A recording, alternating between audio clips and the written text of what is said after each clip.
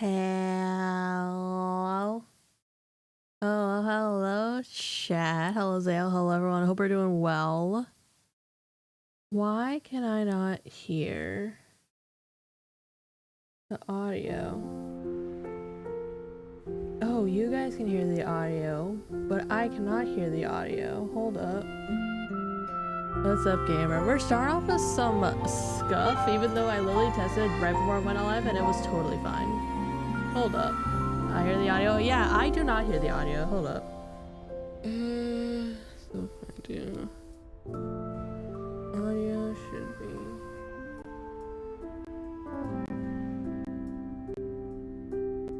It should just be that. No?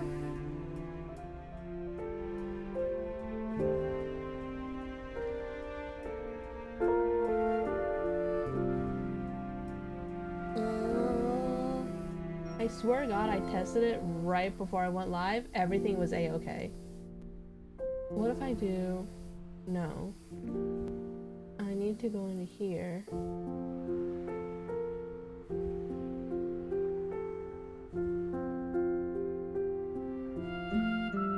Properties?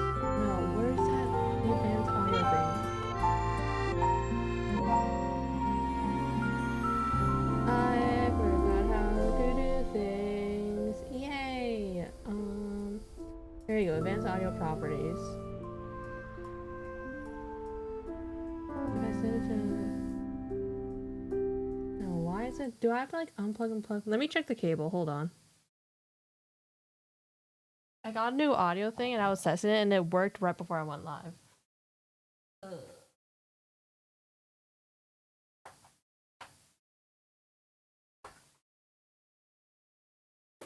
What if I plug it into here? Does that do anything? Oh no, fucking hell I can't. Okay. Has to be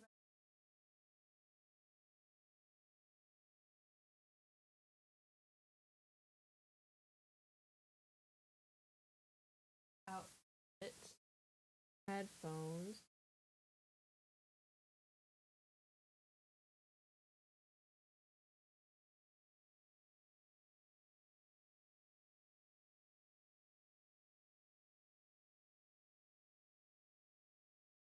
What new audio thing? I got a new audio interface thing and I tested it right before I went live. I got the Rodecaster Duo and it worked fine.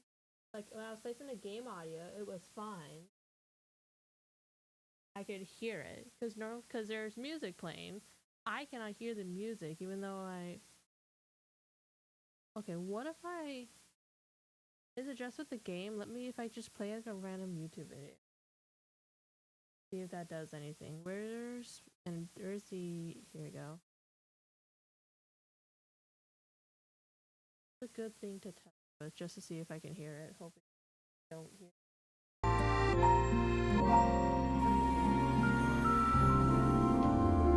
You guys shouldn't hear my browser stuff, but... Oh, I can't hear the browser either, so it is just something specifically with my audio. Devices...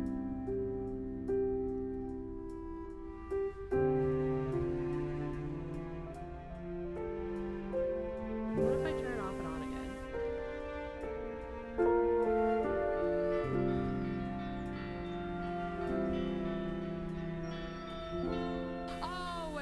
are so bad. I can hear it now. I do hear a hissing sound, which I don't like. I think there was a way to fix that.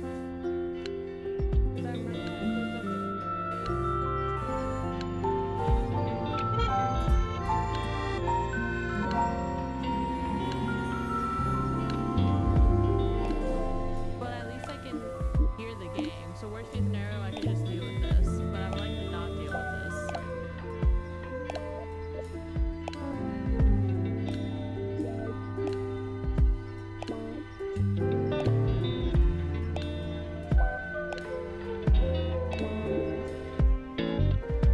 Feedback mic hiss. Yeah, I know there's a way to fix it.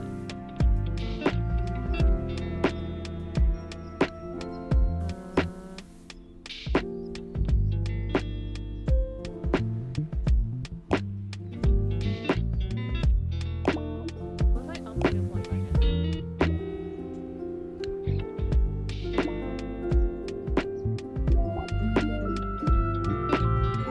Game is way louder than I can hear. Okay, so the game should not be quieter. I can hear myself, which is weird.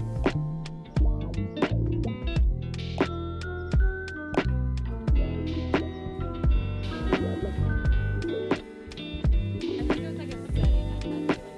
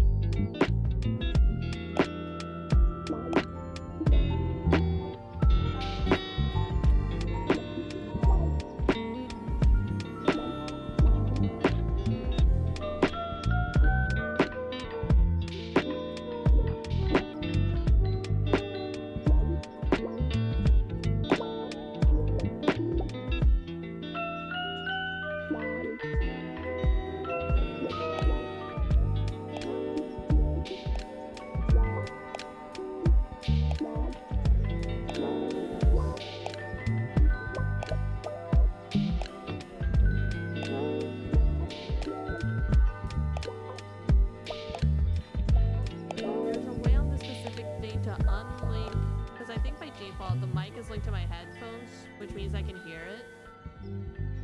But there's a way to not link it. Okay, so it's routing. Okay, that sounds familiar. That's the name of the headphone.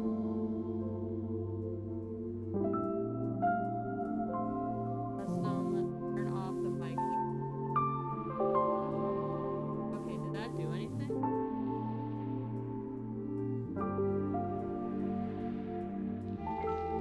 I still hear the hissing. Okay, so it's still picked up on Twitch.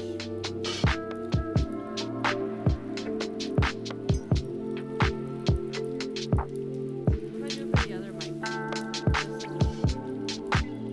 But I still hear the hissing. Now let's am I in the wrong one? Okay, wait, did I fix it? I think I fixed it. I mean, I can't hear the hissing in myself anymore. So I'm doing a volume check to see if I need to adjust anything else. Does everything sound good now? I thought I'm on channel 2, not channel 1. Whoopsie. Bit awkward. Alright, chat. Testing. Can you hear me? First of all, I'm so low I can't even tell. Oh, my mic volume or my... Wait, are you talking about my mic volume or my game volume? Mic? Okay, I can fix that.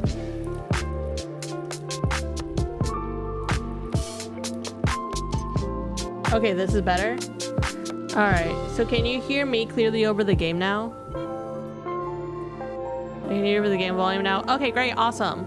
Let me know if I need to make any more adjustments, especially when we get into the game a lot better. Hey, there we go. I just had to crank up the mic volumes all the way fucking up and that did it. Ah, gotta love new audio shit, am I right? I was like, oh yeah, no, this audio thing is better for what I do. It'll be fine. You're slowly getting quieter and quieter. Yeah, I mean, to be fair, I was probably leaning over the audio interfacing, which is further from my mic, so that could have been playing a part in it. But I think we should be good. But yeah, like I said, let me know if you need to make any more adjustments. But I think we should be all set. I've been excited for this case. Like, I knew they were making a 6th case of paper perjury, but I didn't realize it had released because I knew last I heard it was delayed. So I was like, oh, I'll play it when it's like released. And then I was like, oh, I haven't like checked in on this in a bit. I wonder if there's like an update to it. And they're like, oh, hey, it's finally released. I was like, what? Luckily, I think they released it like a few days ago, so it's not like months I was just out of it. It's like, okay, it was only a few days. I feel slightly better about it, but I was like, holy shit. But yeah, I'm excited for it. I'm wondering if it's gonna be, cause like we did case 1 through 5, and that was sort of the overarching story. I wonder if it's gonna be like in the first Ace Attorney game, the 5th case was, they had like case 1 through 4, which is the story, and then the 5th case was like, it had story, but it was its own separate thing. I wonder if case 6 is gonna be like that. Is this a sequel to Papers, Please? Can you imagine this is a sequel to Papers, Please? Oh my god.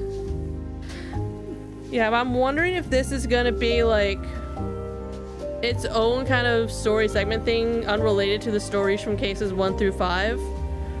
If it's gonna be like a transition thing, or if it's gonna expand on that. One thing I do want to expand on is there was some sapphiciness that we missed out on case 1 through 5, and if the pairing isn't confirmed, I'm gonna fucking freak out. You guys, people who watch it knew what I was talking about, because I kept saying it. I'm like, if these two characters don't get together, I'm gonna flip. There is no platonic way to explain what's going on here. Alright, but let's start. I do find it interesting they have cases 1 through 5, which is the story, and then case 6 is its own separate thing. Wait, why is my cursor over there? I'll just disable cursor capturing for this. I don't think I need cursor capturing for this. But yeah, there's case 6, which is its own segment. So that should say, I wonder if it's going to be longer. If it's going to be its own thing, I wonder if it's going to be longer. Because I don't know if they're going to make more cases or if case 6 is it. I feel like if case 6 is it, it's probably going to be a longer thing. Because in the first Ace Attorney game, case 5 is so much longer than the other cases. So I'm wondering if this is going to be the same thing. Yeah, let's just go into it. Case 6, Regrets and Perjury. Oh my god, do we actually get perjury in this game? I will say, I think I haven't like actually read dialogue in a while. So I'll have to see if my voice can handle it. But I hope so. Okay, Regrets and Perjury. Do we get like a last time on Dragon Ball Z type of thing? Because I forgot. I know there's like a whole embezzling thing. What is the price of sin? What an opening fucking line.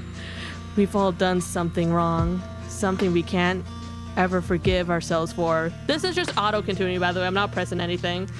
But that feeling, that regret, that is our salvation. That's what sets us apart from animals. Okay. An animal attacks without knowing why. It only acts on its own instinct. Its salvation is its own ignorance. Is that it? I'm no beast. I hate that it's come to this. Murder? Is there gonna be murder? Are we open up for murder? But after what you've done, I can say... Wait. My only regret was that I never did this sooner. Is the antagonist from the case 5 gonna be dead? That is the price of your sin, and this is my salvation. I'm getting religious undertones from this. Goodbye. Mother! Okay. Oh, not the fire. Oh. But yeah, for those who weren't around during my original paper perjury stream, it's basically like you play as Justine, who initially was hired to just be like a clerk, but through some sheer happenstance gets dragged along on cases by this detective. And you end up on this embezzling murder conspiracy thing. But it's sort of like Ace Attorney, where in the sense of like there's investigation bit, and then there's not courtroom. It's interrogation, not courtroom. But it's like the classic. You do some investigations, and then you like talk to / interview people. You press statements, present evidence. Oh, Justina Smith, that's her name. Sorry, it's been a hot minute, so I need to remember the names. I think, who was the one that I kept saying was gonna be her girlfriend? It was the cop, the lady cop. I want to say it's like Maggie, but I could just be mixing it up with Maggie Bird from Ace Attorney. We'll meet her. Ace Attorney, but not a slapstick. Yeah, I mean, there are definitely like some humorous moments. But yeah, not as slapstick. There are definitely some slapstick moments. I'm trying to remember because it's been a hot minute. I do remember that like, even though like I'm not sure if it's gonna change in this case, but I think if I remember case 1 through 5, even though you can press and present, there wasn't a lot of times where you couldn't just present. Like most of the times you could just present something to contradict it. I'm not sure if they're gonna do more pressing in this game. But I think in the previous game, there was only like once or twice where pressing was the correct thing. All right, downtown Azure City, Justina Smith's apartment. This is us. Yeah. Oh, wow. I don't think we've seen her apartment. Crap. I hope I didn't oversleep again. I swear, one day I'll find a job where I don't have to wake up so early. Girl, that doesn't exist. Unless you work nights. You either get up early or you work nights. There's nothing else. Actually, Hey, this is us, chat! It's been a month since the end of the Ubank Investments case. Okay, yeah, so the Ubank Investments case was the case we were working on in the first 5 games. I don't remember the specifics, but I think there was a bunch of embezzling and murder. And it wasn't actually like the billionaires, it was someone who worked for them. But the billionaires who owned it were trying to figure out what was going on without involving the police, but they weren't actually involved in the embezzling, surprisingly. I think it was like their business partner or something. Justina Minute? Oh my god. I wish I had my soundboard working. I need to set up my soundboard again. Things have slowed down considerably nowadays, just day after day of paperwork. Still, not everything's changed. Sophie, that's her name! Sophie was the cop that was definitely into us and we were into her. Oh my god. I remember end of last case, case 5, there was like this hug. And I was like, that is the most sapphic hug I've ever read about. Oh my god. Sophie hangs around my desk every minute and she's not in the field. Oh gee, I wonder why. Good old sapphic Sophie. Oh my god. Wait, do we get the profiles? Yes. Okay, so this is Sophie. Is it confirmed yet? Homicide detective at Azure City's 5th Police Precinct. She's kind-hearted and silly, but there's not a case in the city we can't solve together. Just thinking about her makes me excited. Oh my god. So it's not confirmed, but it's basically confirmed. But, oh my god, they better fucking confirm this shit soon, because I can't. Like, I know, like, in other games, I've been, like, trying to, like, push it a bit. It's been, like, kind of a reach. This is not a reach at all. I'm sorry. Just thinking about her makes me excited. There's no platonic way to explain it. Damn, Yuri baiting games. I don't know. I get the sense that, like, the creators of this game probably fucking know what the hell they're doing. I think when I was streaming it, I think the developer was actually like in the chat for a bit as that was going on and on about how they should just be together because this is just definite Yuri.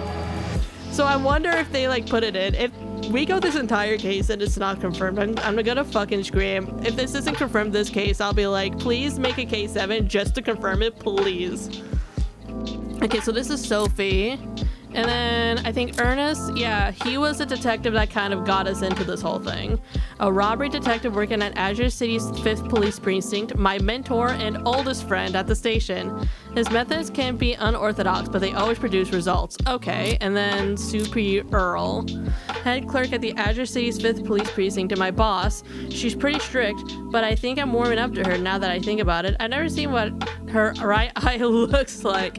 Wait, so I forgot. I thought we weren't a clerk anymore. I thought we were like, not like a detective, but we were something that allowed us to like investigate stuff. Are we just a clerk again?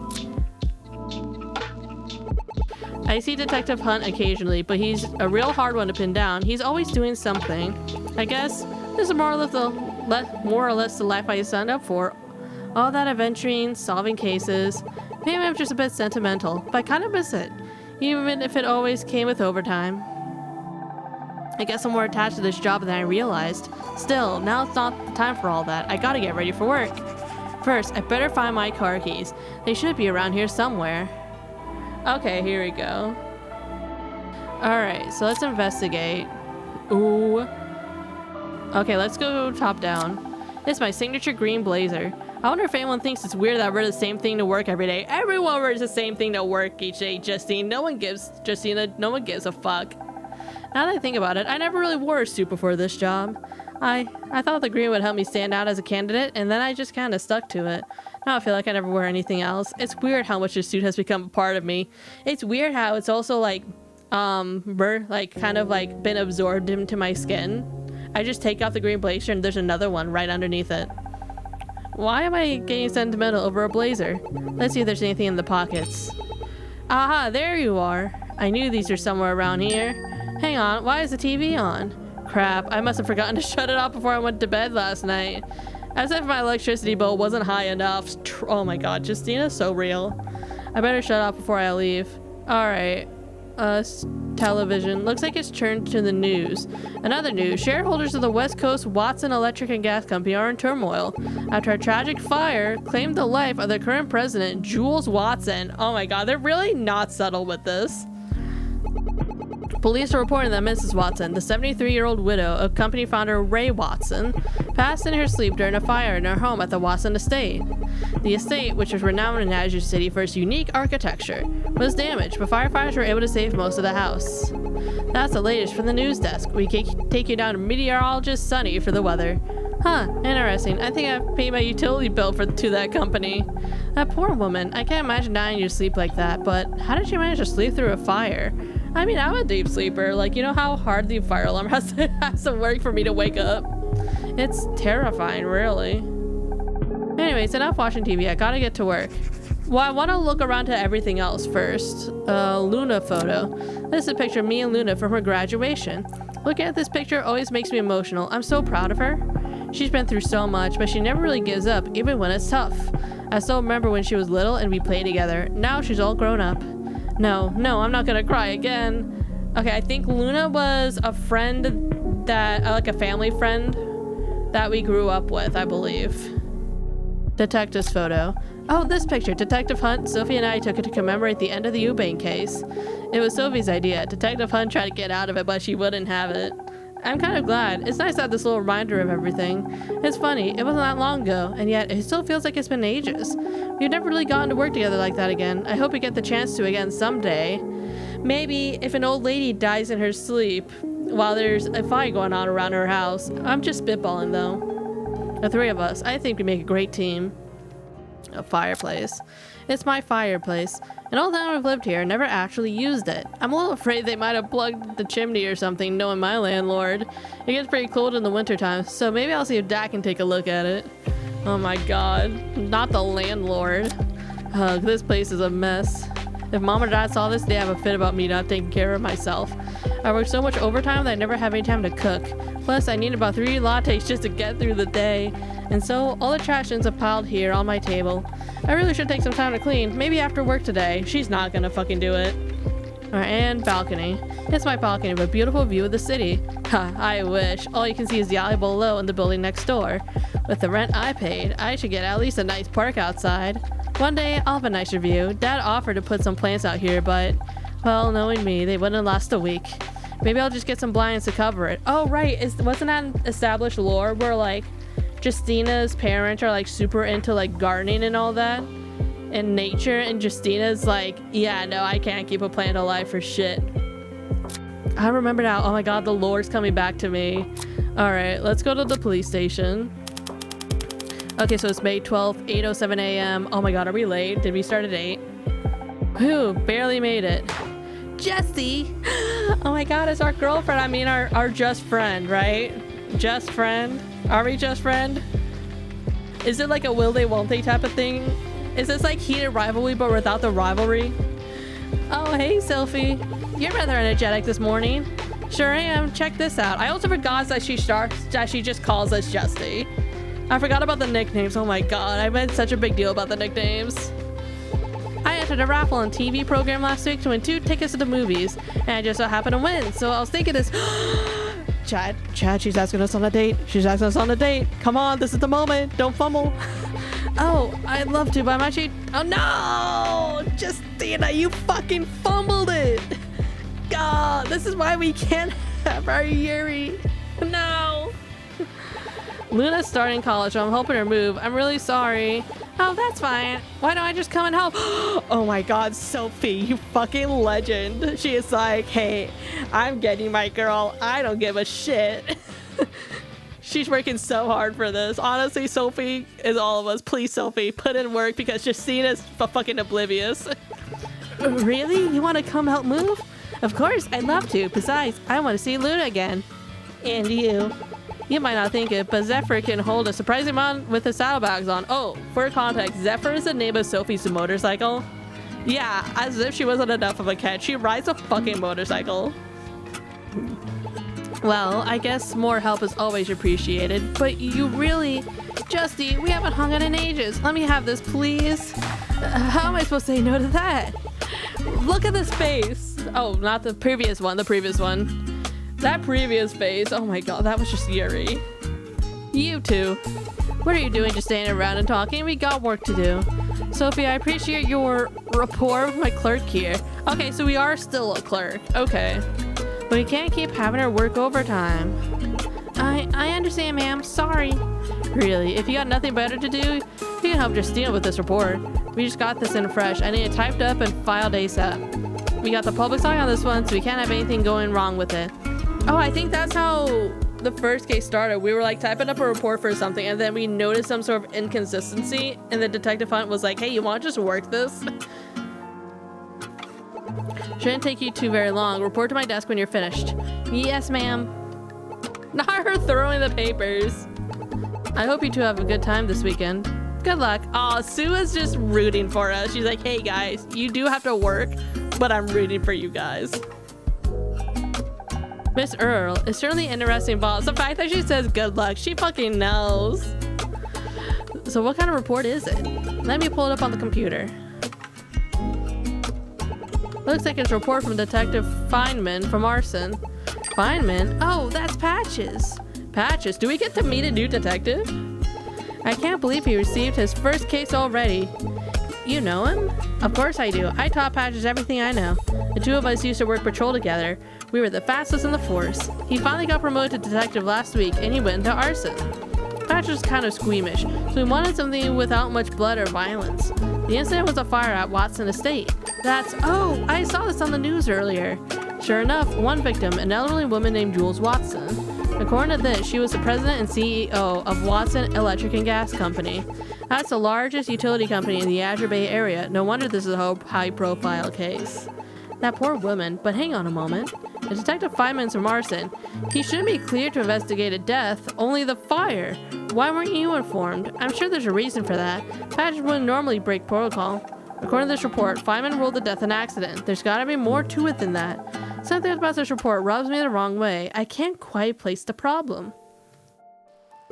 Sophie, if that's okay with you, I want to look into this a little more. I have this feeling in my gut. Call it my clerk's intuition. Ooh, I'm finally gonna see Clerk Justy in action. Last time we had an intuition like that, you broke up in the Chandra case, right? Red told me about that. He must have left out the part where he already figured it out before me. Right, let's get to work then. Right behind you, Justy. Hell yeah. Well, let's look around here first. It's the big book of police. This little manual has been a lifesaver for me. It's basically a book of procedures when it comes to doing clerk work. We should give it another look to refresh our knowledge. But it's so big, where do we start? Here's a section on police reports. Let's start there. A police report needs to follow the 5 C's. Complete, clear, concise, concrete, and correct. Complete. The full details of the crime must be included. Clear. Reports should have direct and clear language, free of any jargon. Concise. All police reports should only be as long as necessary. Concrete. Police reports need to use direct language and avoid all vaguely worded sentences. Correct. Spelling and grammar must be correct. So many rules, and I feel like half the time the reports I get don't even follow them. Most of my job is just correcting the reports the officers send me. Well-written police reports are an important part of being a police officer. Years from now, these reports will be treated as a single source of truth. Unfortunately, most officers also hate doing it. I can think of a couple off the top of my head. Oh my god. Okay, computer.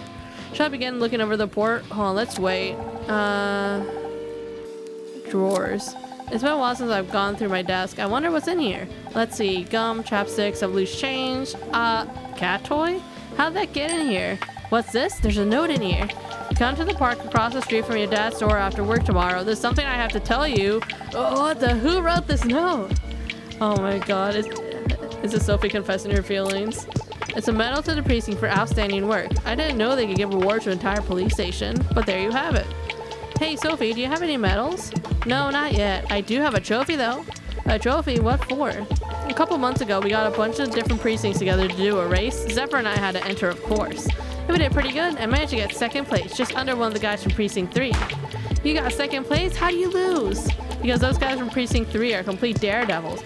I've heard stories about them driving off the interstate ramps in order to catch up with criminals. Oh my god. Oh wait. I thought I heard something. Zephyr and I may be fast, but there's some things even I won't do. Thank the gods I didn't get hired there. Alright. Okay, well let's talk to Sophie. So, what do we know about the victim, Jules Watson, aside from her being the president and CEO of an electric company? An electric and gas company to be exact. Let's see, pulling up news reports, it seems like she was a widow. Her husband was the company's founder, Ray Watson. He died in an accident exactly 1 year ago to the date. I'm not sure about the details, but she's been running the company ever since. Two deaths happening on the exact same day? There's no way that's a coincidence. Ah, not the beans. Hello, little guy. How are you? Wait, why is Spotify playing? I didn't start Spotify. Why the fuck was it playing? Looks like she was almost 73 years old. Her birthday was coming up in a couple of weeks. She was running a company in her 70s? If I was her age, I would have retired by then. No kidding. Actually, I can't imagine you being retired. You seem so full of energy. I always figured you'd work until you physically couldn't. Don't get me wrong, I love my job. I've also wanted to explore the calmer things in life, like fishing. Fishing? That's surprising. You know, my dad once tried taking my sister and I fishing once. It was so boring. You do nothing but sit in the sun and wait. When I retire, I'm traveling the world. I want to see everything before my bones are too old to move. You need a good ride to do that. And I guess I like to fish in all sorts of spots. Oh my gosh, she's already planning your life together. Did the bean start? The bean start? The Spotify playing. Oh my god. Yeah. Hang on a minute. What is she implying? Jesse, you're redder than your tie right now. There better be Yuri. Okay. Okay, so let's look at the report. Is a review procedure. Okay, the report will be divided into 3 sections: summary, evidence, and profiles. I can select which section I would like to view with the buttons on the left of the screen. And on the right of the screen, I can select which part of that section to check. The summary will contain written statements by the lead detective for me to review. I can review those just like any other statement. The evidence will contain all the evidence the lead detective logged at the scene. I should check these for any discrepancies with the detective's statement. Finally, the profiles will give info on the people of interest related to the case. Alright, let's look over the report. Alright, let's get started. Clerk time! Oh, this is new. Hold on, let me... Yeah, hope you're doing well though, little guy. Alright, let's do initial call first. The portion of Feynman's report summarizes the initial call. Let's review it. Last night, just before midnight, the victim's neighbors called the fire department, reporting a fire at the Watson estate. Last night, just before midnight, the victim's neighbors called the fire department, reporting the fire at the Watson estate. Wait, hold on. Oh, how do I... Okay, here we go. By the time firefighters arrived, both the second and first floors of the buildings were engulfed in flames. As firefighters were extinguishing the fire, they found the body of Jules Watson in her bedroom. She was found in her bed wearing pajamas, having died from smoke inhalation in her sleep. Police were then notified, and I was assigned to investigate the scene. I am modded up in Fallout New Vegas. Ooh. Okay, nothing in here so far. What about the arrival? This portion of Feynman's report covers his arrival investigation. Let's review it. By the time I arrived at the scene, it was already late into the night. I found the victim's son and caretaker there. He was distraught when I informed him of the victim's death. Under a firefighter's escort, I climbed the second floor where I noticed the victim's body. I then ordered an autopsy to be done. Furthermore, I noticed the presence of a burned space heater next to a pile of ashes. The heater appears to have ignited some nearby paper.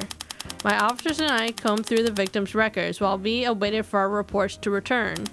In the end, we discovered she had overdosed on heart medicine and fell asleep in her bed where she died.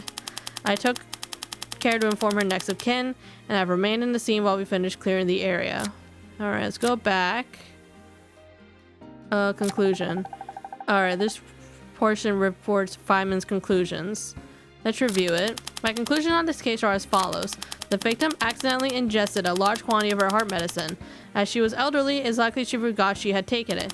She turned on a space heater and got ready for bed. Her medicine then knocked her out into sleep, deep incapacitation.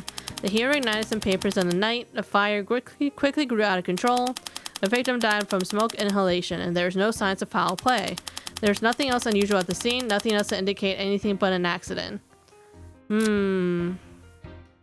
Okay, let's look at the persons of interest. Jules Watson. Detective Feynman couldn't find anyone who might have had a motive to kill the victim. She had 3 sons, Kelvin, Raiden, and Donner Watson. She didn't have any other living family. She was on good terms with the company's board of directors and the shareholders despite her age. And the victim didn't have any unusual habits or vices. No smoking, no drinking. It seems like she was still in relatively good health despite her age. The only thing noted, she did require a caretaker in her home. She wasn't the most high-profile figure, but she did have influence in the area. Actually, her house was more famous than she was. The Watson estate is sort of a quirk for Azure City.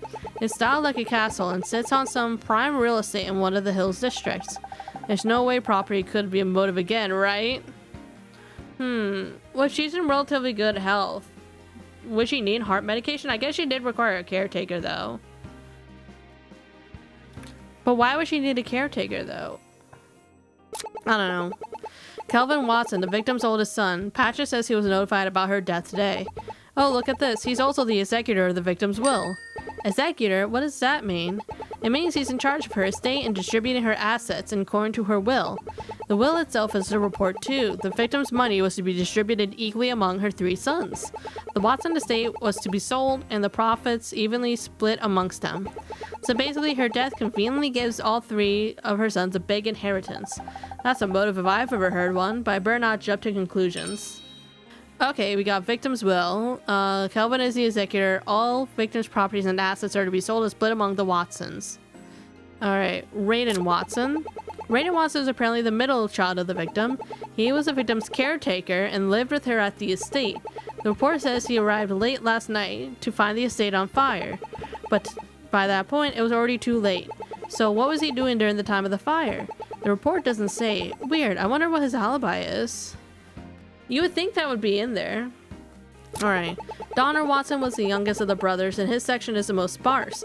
Detective Feynman only says he was informed today, and he didn't look into him much. So if is that normal? Well, it's up to the detective in charge to decide who they do and do not want to investigate. I'm sure Patches had some reason to discount him. Right now, he doesn't seem very relevant. Alright, well, let's look over the evidence. Let's see. Let's start with the autopsy report. Detective Feynman seems to have ordered an autopsy on the victim. Again, why was Sophie not contacted? That's usually her job. According to the report, the victim was suffering from accidental overdose at the time of her death. An accidental overdose? How? I'm not sure. It's strange. Apparently it's rendered her completely unconscious in her bed, that she died of smoke inhalation around midnight. If she required a caretaker, wouldn't the caretaker, like, be in charge of, like, distributing medications? Oh, I could be wrong. At least she died peacefully without suffering. Alright, victim died from smoke inhalation around midnight. Victim had overdosed on heart medication, which rendered her incapacitated. No signs of a struggle.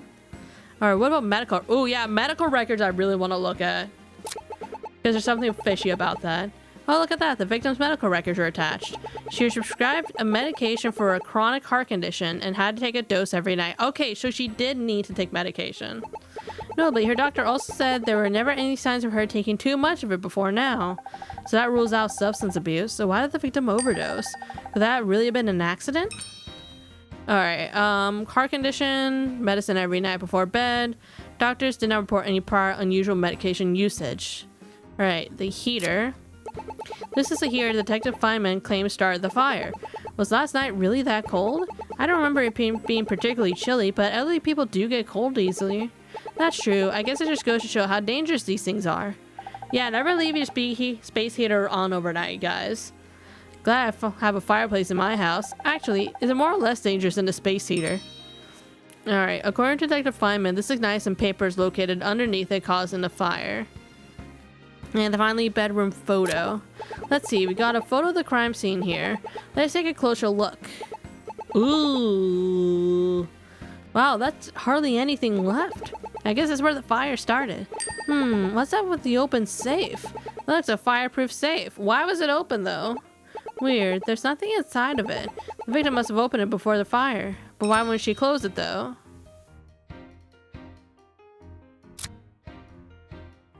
Alright. Okay, well let's make a save point here. Okay, so now that we have some evidence...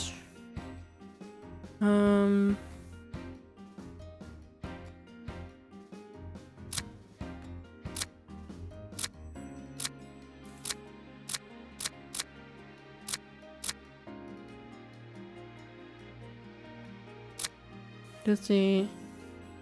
Maybe... Portion of Feynman's report details, review it. Okay, it likely she had forgotten she had taken it. Has it knocked her out? No. Nothing else unusual at the scene. Well, the open safe I would say is unusual, right?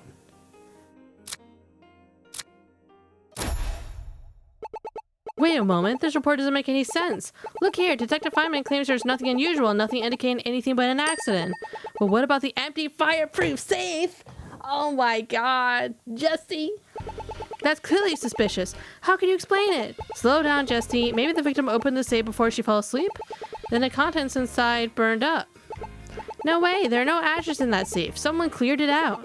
Which means you don't think this is an accident at all. That's right, I think there's foul play. Only problem is, I can't really prove it yet. Well, I think it's at least enough grounds to go talk to Sue about it. If we tell her what we found, she might let me take charge. Good idea. Once we're done looking over this report, let's go talk to her. Okay, so we have that. Okay, I do want to take a look at... Can I go back to the conclusion? No, I can't look it over. What about the arrival? We got everything we can here. Okay, so it says we got everything we need. Okay, so I guess we do compile the report. I was wondering if we could like do more than one thing, but I guess not. This should be all the report. I'll write down the summary of the case before we go. That was amazing, Jesse. So that's what it's like to see you go through a police report. It reminds me a lot of a field investigation, only digital. You know, I never thought of it that way. I always thought of it as paperwork. Although none of my report filings are ever this interesting. Now to find Miss Earl. Oh my god. Wait, do I get my... Hell yeah, my achievements are finally catching up. Okay, so for context, when I play this the first time, There was a weird thing with the game launching. I was able to like work through it, but the consequence is that it didn't count my Steam achievements. So I'm thinking it might have counted my Steam achievements, or it counted some of them.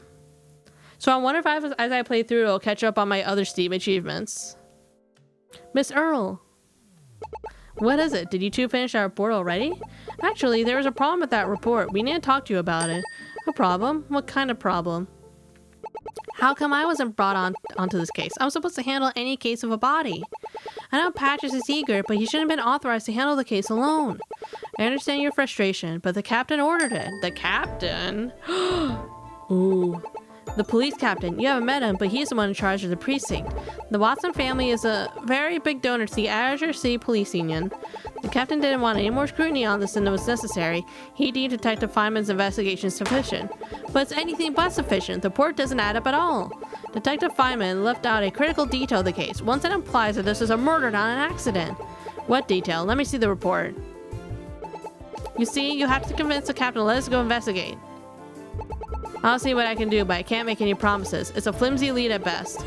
You two wait in the back. I'll have to make a call. We're putting a lot on the line for this, Justy. From what Sue said, it sounds like the captain wants this case over with quickly. I know, but we can't just let it end here. We have to see this through. Maybe I'm wrong. Maybe this is an accident. If that's the case, then I'll take the fall for it. But if I'm right, the real killer's out there. They need to be brought to justice. Oh my god, she's like, this is why I fell for you. Look at that face. That's the kind of attitude I love. Oh my god, Sophie, my heart. She used my name? Oh my god, it's over, chat. But you're not shouldering the blame by yourself. If it comes to it, I'll share it with you. After all, we're partners, right? Yeah, partners, just platonic partners. Yeah, that's right. And we're back in action yet again. Celebrating already? I spoke with the captain. He wasn't happy about any of this, I have to say. But he's giving you two permission to go investigate again.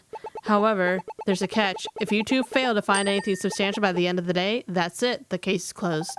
One day to solve the case. Well, it won't be the first time.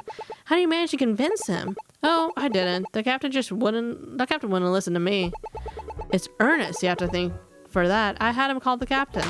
You called Detective Hunt? Those two don't ever see eye to eye, but I know the captain respects him. I think the captain knows by now that when Ernest needs something, it's usually for a good reason. He's too busy with another case to join you guys, but he managed to get through to the captain. We'll have to thank him next time we see him. Good luck, you two. And Justina, don't forget to report after this for your overtime. Yes, ma'am. So, where to next? Well, we should go pay a visit to the estate itself. According to the report, Patches should still be there. We can talk to him ourselves. We'll go whenever you're ready. Oh my god, we get to investigate! Let's... Okay, so we can just go to Watson Estate then. Okay, Watson Estate living room. We're a building that was on fire. I expected it to look a lot worse. It's the firefighters you have to thank for all that. They must have done a ton of work. A detective appearing in a record time. Patches, this is going to be our very own Detective Swish. Swish. Oh, I think that's just a nickname. There you are, Patches. I knew you'd be here somewhere. Hold on a moment. Did you just call it Detective Swish? Patches are a kindred spirits when it comes to nicknames. Is it really a nickname? What does it even mean? Salute. I don't believe we met before. Now, let's see. Were you supposed to get a new officer? Think Feynman? No, I'm a cop. Just a clerk who gets it way out and over her head. A clerk. Oh, right. You must be the one in Miss Pearl's apartment. Justina Swift, right? No, Justina Smith. My apologies. I'm a little bad at names, but I'll get it. I'll commit it to memory right. Wait, did he say Swift? Oh, Shift. Okay, I was gonna say, is he already having to share last names already? Me and Sophie. Oh my god, even he ships it. Smith, Shift. I say that's more than a little bad. Anyway, we read over your report earlier. We have a few questions to ask you about it, if you don't mind. Questions? I suppose I have a minute. Specifically, we wanted to know why you ruled this case an accident. Were you aware that there was a fireproof safe in the victim's bedroom that was emptied? A safe? Let me think. Oh, right. I know the one. What about it? You don't think that was weird? It sounds like it was a sign of foul play. Oh, no. I ruled that out. You see, this case is gonna be my big break. With this, I'll finally join you on the 5th Precinct Hall of Fame. I did a lot of investigating. That fireproof safe, not an issue at all. Perhaps you just don't get it. Let me explain my reasoning. Alright, here we go. What does he have to say for himself? You see, the safe was empty because there's never anything inside of it at all. Or maybe the victim took something out before the bed and forgot to close it. What matters is, I couldn't find anyone who might have had the motive or the means to kill her. Even if someone came here, the victim locked her door at night, which was undamaged. Nobody but the victim had a key. I hope you find this to be a reasonable explanation, worthy of a true detective. Okay, nobody was in or near the estate at the time of the fire. He continues to insist it was an accident, not a murder. No one else is here during the fire. I'm aware that one of the victim's sons lived here, though. Do you know where he was? As far as I'm aware, he has an alibi for the night. There is no one here. Thanks for the help, Patches. You two sticking around? I can answer more questions, but I need to get back to work soon. Alrighty. Let's just talk to him first, and then we'll look around, and then we'll review the statement. So Detective Hunt handles robberies. Sophie handles the murders. I guess that means you handle fires? Yes, ma'am. Officially, my job is investigating fires to determine if there's a criminal activity. I also like how his hair is looks like flames. I think that's a nice touch. Really, actual arsons are uncommon, so I mostly just write reports. At least that's what it's been so far. I was only promoted recently. This year's my first big case. I'm happy for you. I didn't think there'd be a whole department just for fires. Well, a lot of fire investigations done by the fire department itself.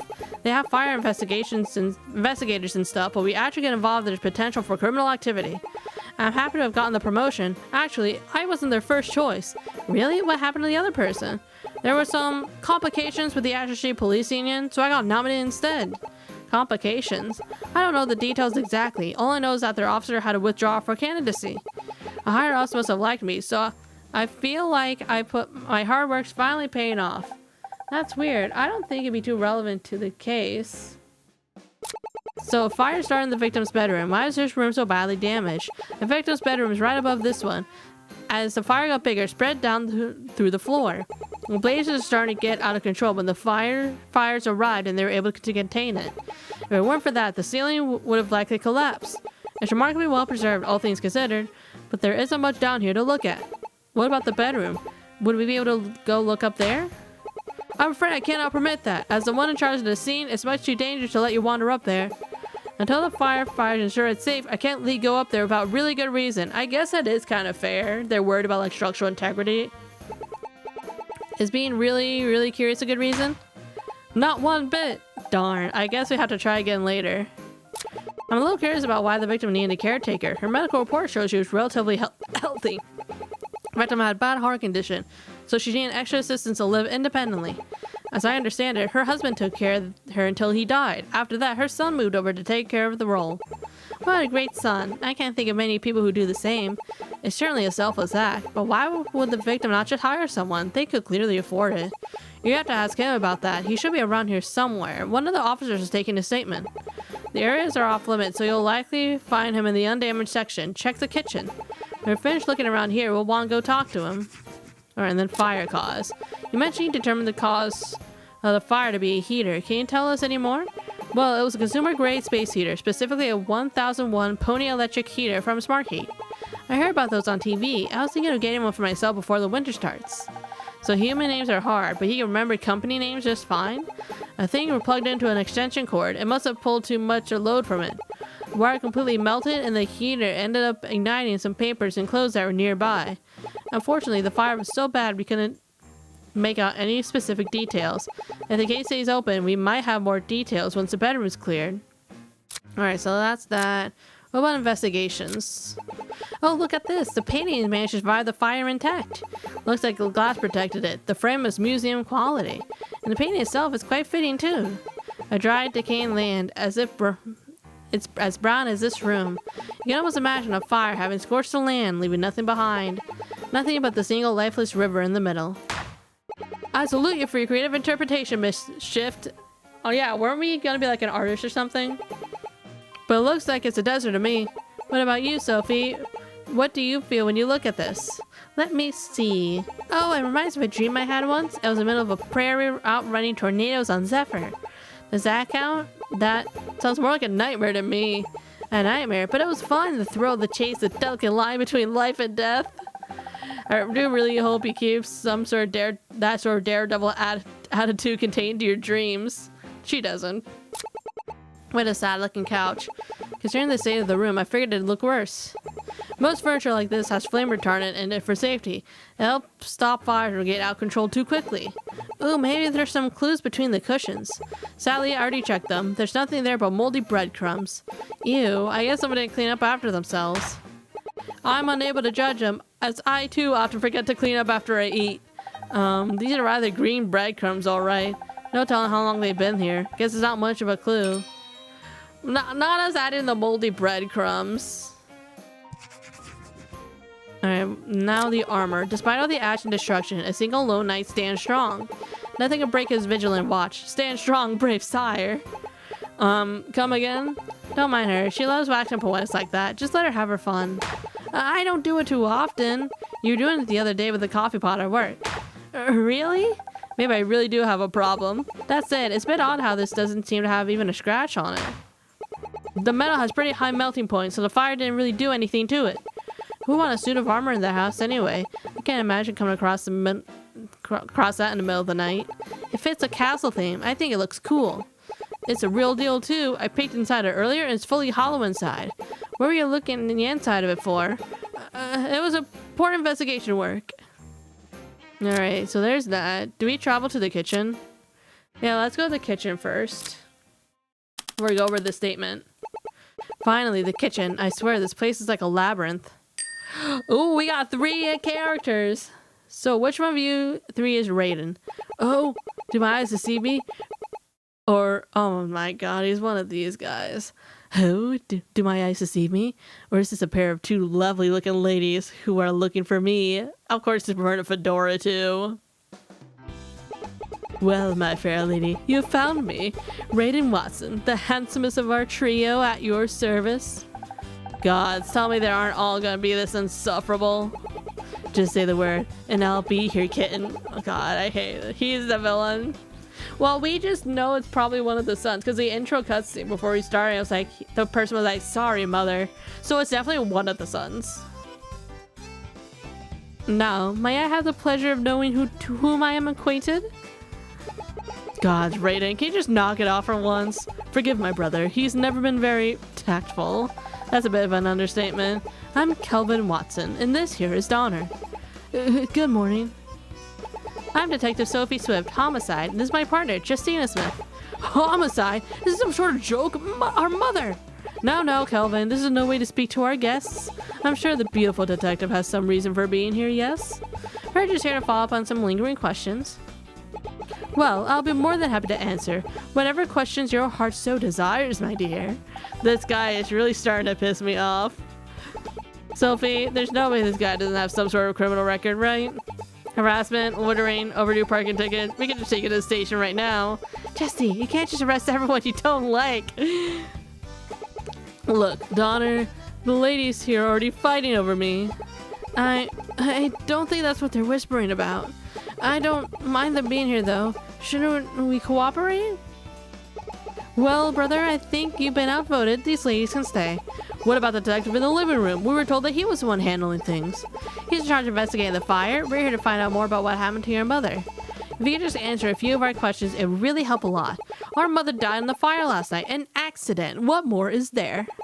My brothers might be taking that in stride, but I'm not. We're in mourning. And I don't appreciate you two sticking your noses where they don't belong. Then how about I make it straightforward for you? We don't think what happened to your mother was an accident. Now, if we're wrong, then we'll find that out. But you shouldn't have any trouble making that clear for us, right? Unless you have something to hide. You! My brother isn't making our mother's death so well, so forgive his anger. But it was a freak accident. We're still coming to terms with it. Oh, don't be dense. It's pretty queer. It's pretty queer. Not the Freudian slip. Oh, his name is Raiden. How dare he has the same name as a Metal Gear character and Mortal Kombat character. Oh my god. So true. Oh, don't be dense. It's pretty clear why these ladies are talking to us right now. They think one of us killed her. I'll bet my hat on that. That isn't true. We're not accusing anyone at this stage. There's just some details that aren't adding up. We're only trying to get all the facts in order. You're wasting your time. Au contraire. As long as we have these ladies talking to us, I don't see it as a waste at all. Oh, Raiden just turned tune real quick. This case is gonna give me serious migraine. If you two want to entertain them, be my guest. I'm leaving. Raiden, Dawn, I'll talk to you two later. Detective, is going to just let him leave? We can look for him later. We can talk to these two first. I suppose the two brothers is better than none. Although, I could really have stood the other guy to leave instead. Thinking of me, madame? How delightful. Get out of my head. Oh my god. Do you two mind answering our questions? I'm all yours. Ask away. If I could be of any help. Thank you for your cooperation. Can you tell us where you were during the fire last night? Oh, that's what you're curious about? I suppose I can relay our tale. Alright, here's the statement. It was a quiet night. I can recall how still the air seemed to be, the faintest nip of the forest, last throes of winter. Myself, our protagonist, was at Kelvin's abode along my brother Donner. You see, on such a night, I would normally be out with some maiden like yourself, but on this day I had a different mission. My brothers, you see, were trying to set up a bakery, and of course, I was there to provide advice. I even took the night off for it. Oh, but then I arrived home. Tragedy, oh, the cruel hands of fate. A fire department was already here.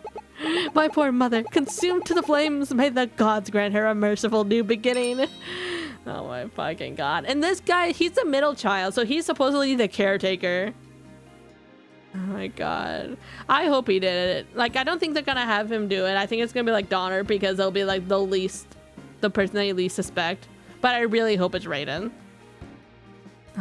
Fire already occurred when he returned. Can I get that again about the needless prose? You were on your mother's caretaker, correct? Is it normal for you to leave her alone by herself? Hood as my mother may have been, she was more than capable of looking after herself for an evening. I discussed the plan with her beforehand, so she knew I wouldn't be around. So the fire just happens to be the one day you had taken off. That can't be a coincidence. That aside, what was all that about, a bakery? Oh, my apologies. Allow me to explain. Actually, if you don't mind, I'll explain it. Oh my god. Alright, Kelvin's partner, Amber, had always dreamed of opening a bakery. I'm rather handy, so I offered to help them set up the place, and Amber even gave me baking lessons. So last night, we were planning the supplies and assessing our budget, since the money was a little tight. I thought they were loaded. Raiden didn't help. Maybe that's why they needed to kill the mom, so they can get the inheritance to open the bakery. Raiden didn't help much, but I like asking him for advice. We didn't do anything else. Raiden went home, and then I went to bed. Alright, since the budget was tight. So you're all pitching in together. That's really heartwarming. It's my first time working as a handyman. And what a handyman you are, Dawn. Who needs to work at Watson Electric when you can be your own boss? Watson Electric and gas. So if you're setting the place up and Raiden is your ideas guy, what was Kelvin doing? He's just helping to finance the place. Key stakeholder, as he calls it. Well, I suppose it's sweet of him to pay for his partner's dreams business. But speaking as this Amber person, can you tell me more about her? She's Kelvin's girlfriend. Those two have been dating ever since our dad died. I couldn't begin to tell you how he scored a maiden so fair, given his peculiarities. Just how long ago was that? About a year ago? Our father died in an accident. He took care of our mom, so Raiden took over after. I couldn't let our dear mother remain here alone. It was not even a question for me. But Amber and Kelvin are pretty close. They were together that night too.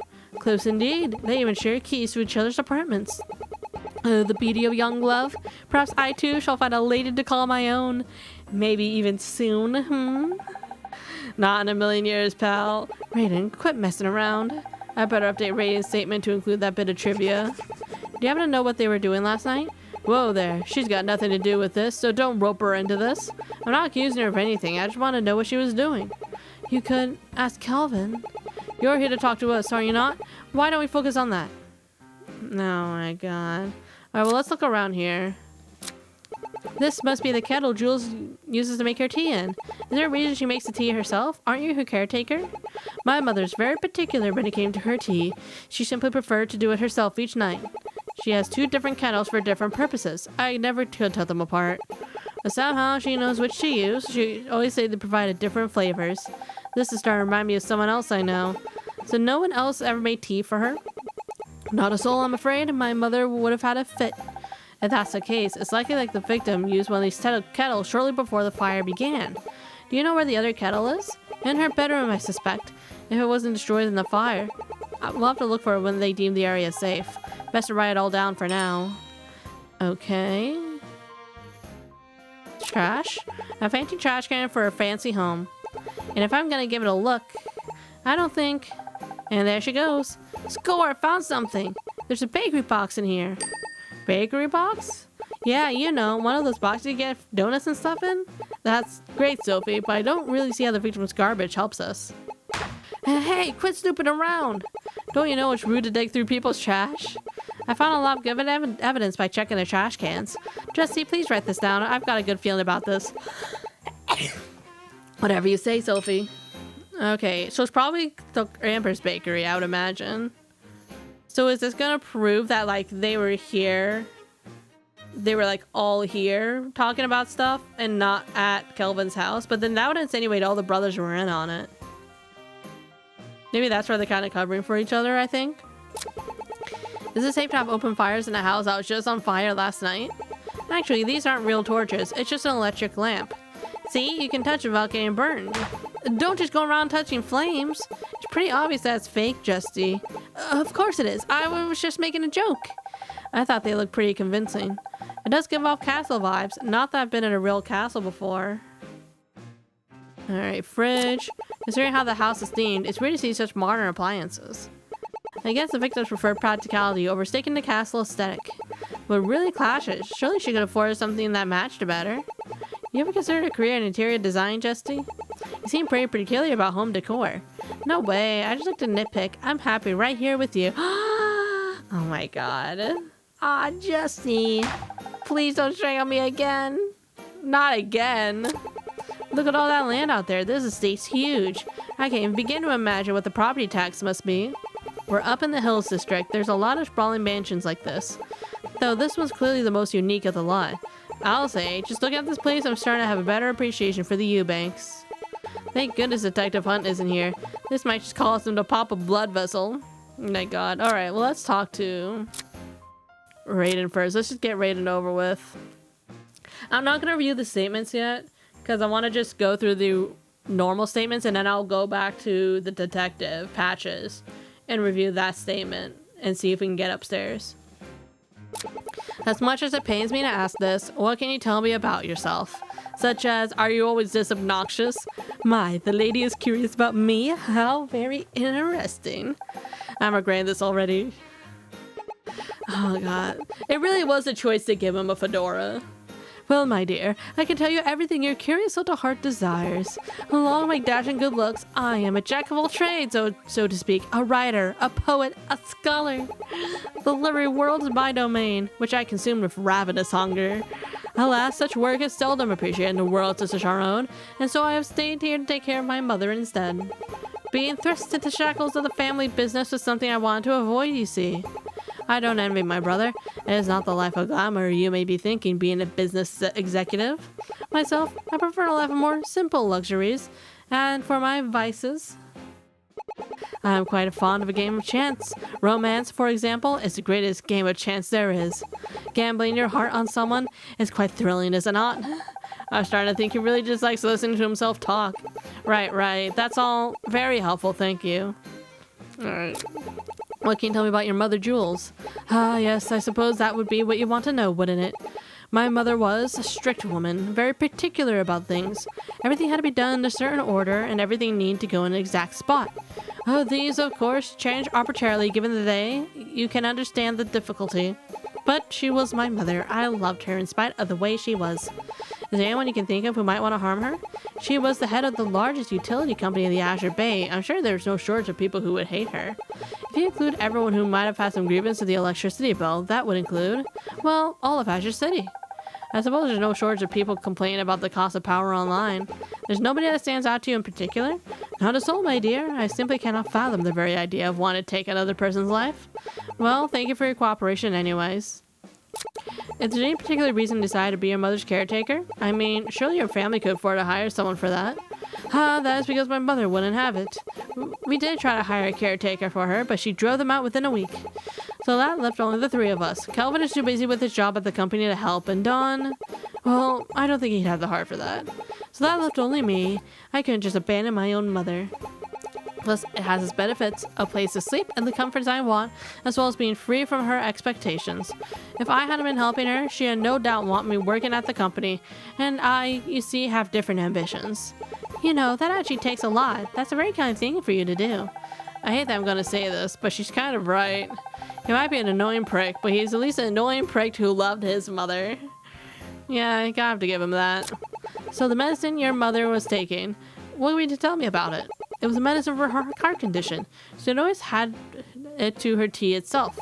I knew about the dosage she needed, but I had no idea something like this could happen if she overdosed. You haven't ever noticed her abusing her medicine, right? Taking too much of it? Of course not. She hated the stuff. It was tasteless, but she couldn't stand it unless she mixed it into her tea. I always convinced her to take it, but I can't imagine her willingly taking more than that. But you must understand she was also quite old. It's more than likely she was simply forgot she put some in and accidentally doubled her dose. I don't know if that happened before, but a cool twist for the one time she erred to end in such tragedy. Sounds like being her caretaker was a lot. Oh, you have no idea, my fair lady. Here's a note I kept with her prescription information.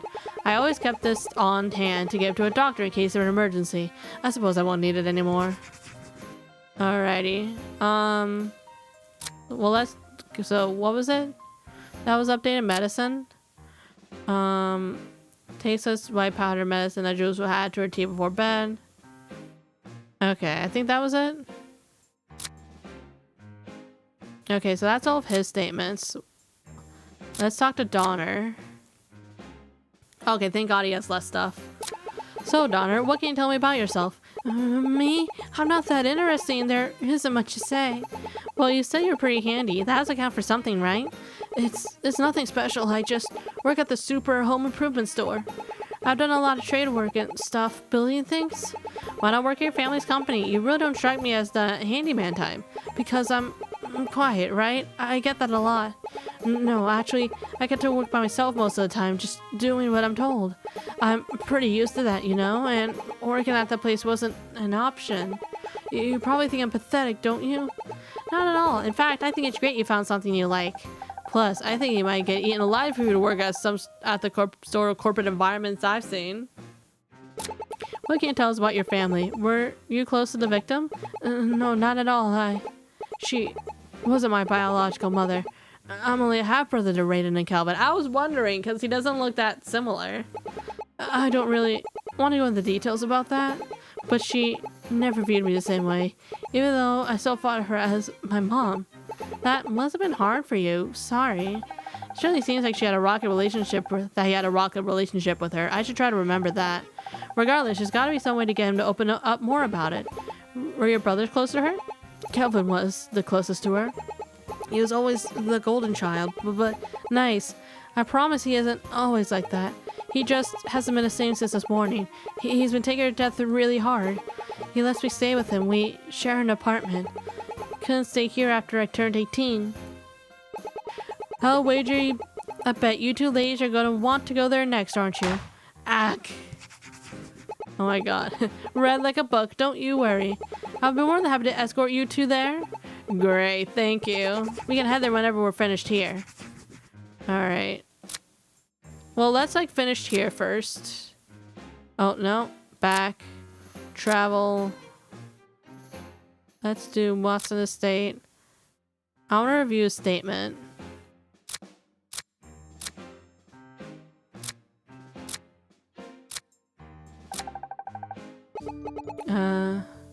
Safe was emptied. Okay. Imagine I couldn't find anyone who might have had the motive or means here we go. Motive or means to kill her. However, the will states that the sons would have motive because they would get a bunch of money. Jules Watson did have a will. Perhaps this was enough for a motive for murder. That's it. It's like in those old crime movies. One of the sons killed their mom to inherit the family fortune. Case closed. It could be, but we can't blame every death apparent on family greed. Sometimes accidents just happen, and so far this case seems like an accident. Perhaps you should reopen the case. I better investigate more before I consider the will a motive. Okay.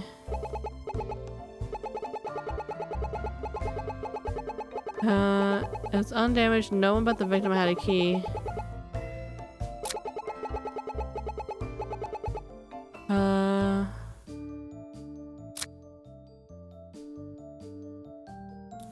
Locks her door.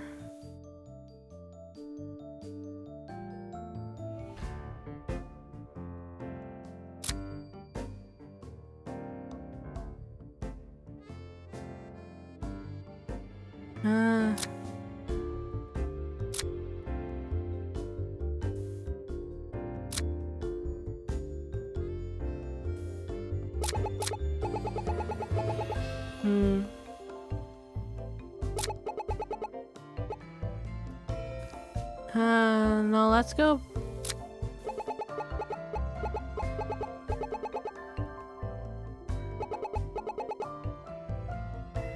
No, let's go. Maybe the kitchen?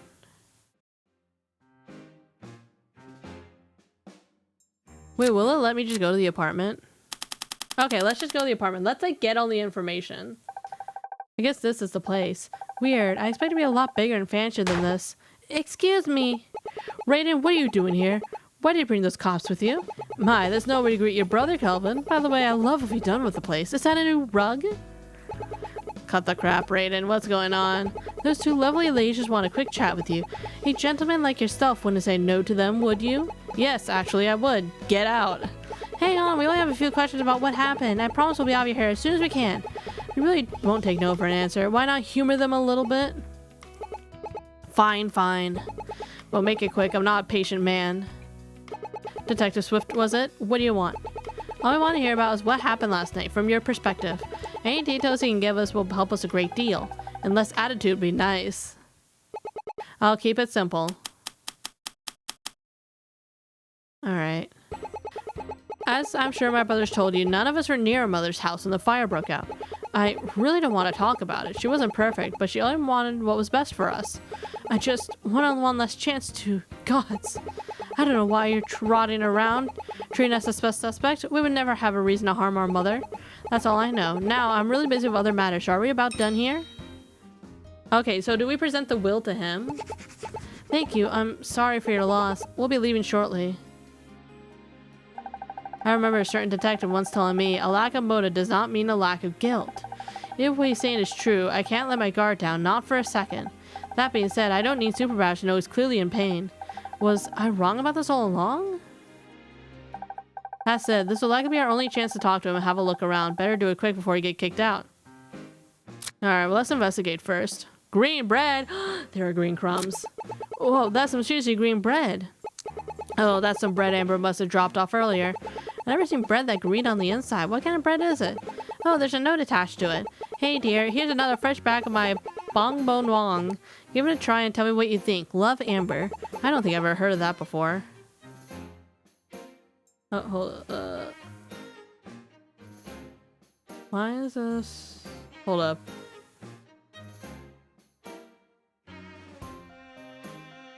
Okay, can I just do this?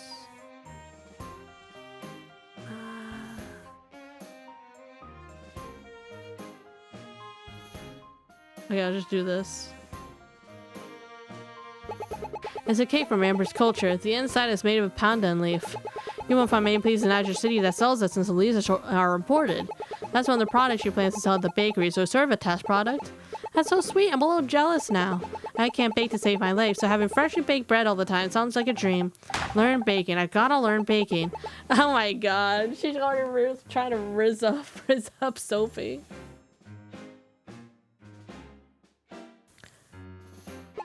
Pan's pretty cute as well. Yeah, it's Amber's favorite pan. I'll have to remember to bring it back to her.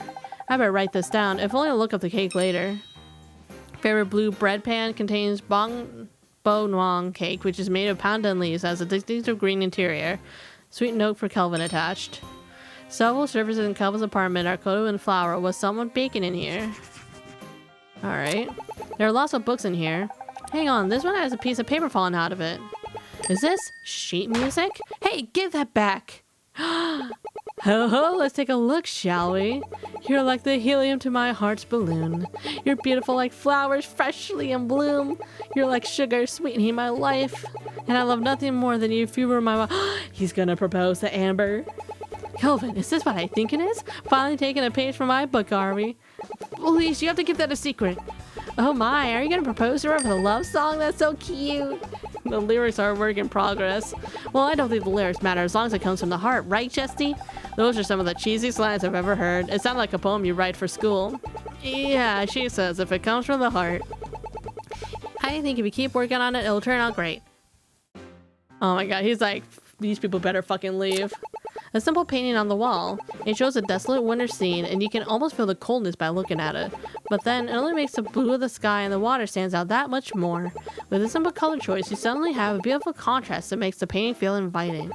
Towering mountains around it make it feel like a secret, secluded place, a sanctuary in this frigid forest. As if to say, even in isolation, there's always beauty to be found. Don't you think you're looking a little too much into this? It's just a painting.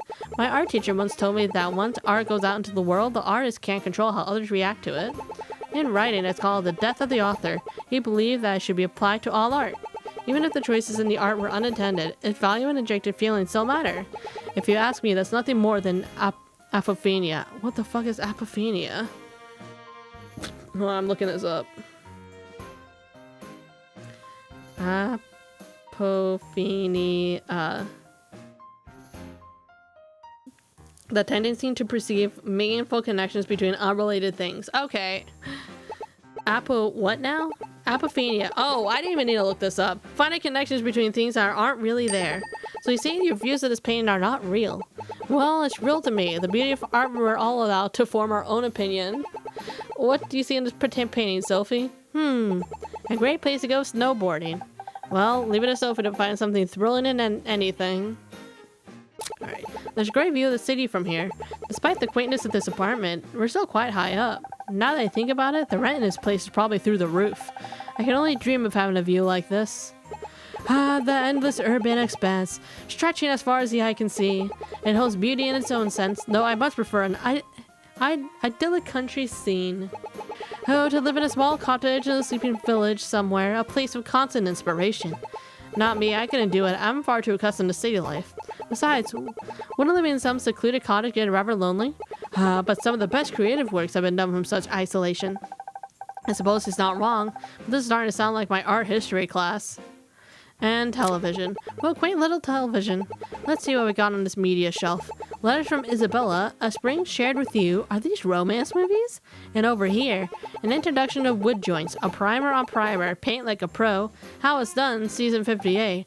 I'm beginning to see which side belongs to who. Alright, so talk about him. I'm curious to know a little bit more about you. I understand you work for your family's company, right? I'd expect you to do a little more research than that. If you must know, I am the CCO of West Coast Watson Electric and Gas Company. The name got even longer. CCO is what exactly? Chief Compliance Officer. My job is to see that the West Coast Watson Electric and Gas Company follows all applicable laws, rules, and regulations. Electricity and gas are strictly regulated by Azure City. And as I'd hope you know, it's been an honor I've held for the last 3 years. 3 years? So you've been an executive since you were only 24? Don't misunderstand. Our mom is, she's very strict in how she raised us.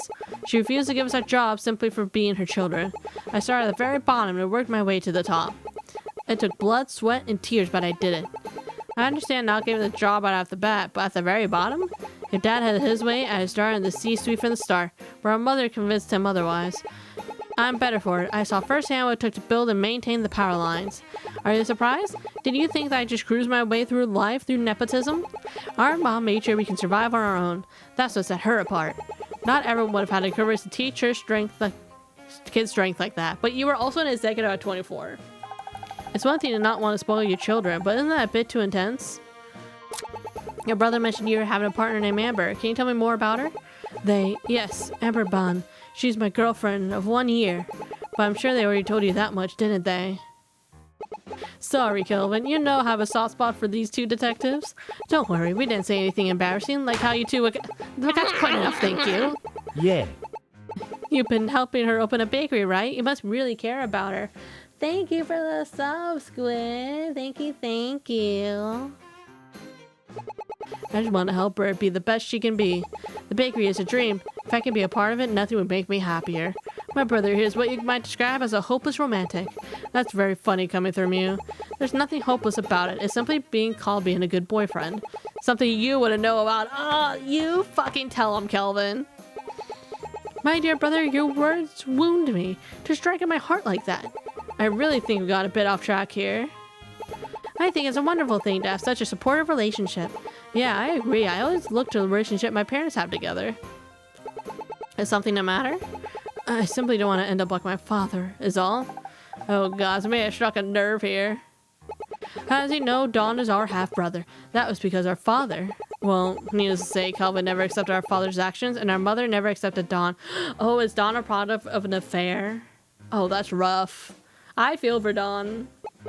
But those two, our mother and father, they still worked it out somehow. Love conquers even the most difficult trials, it would seem. Must you spill every detail of our lives to these detectives? You know that's personal. But since it's been brought up, I want nothing but the best for Don. Regardless of his circumstances, he's our brother, half or not. That's why I'm happy I'll be able to give him some proper work for once with the bakery. I wish you all the best with it. Speaking of the bakery, I should ask him more about that. I'm curious, was your mother involved in the bakery at all?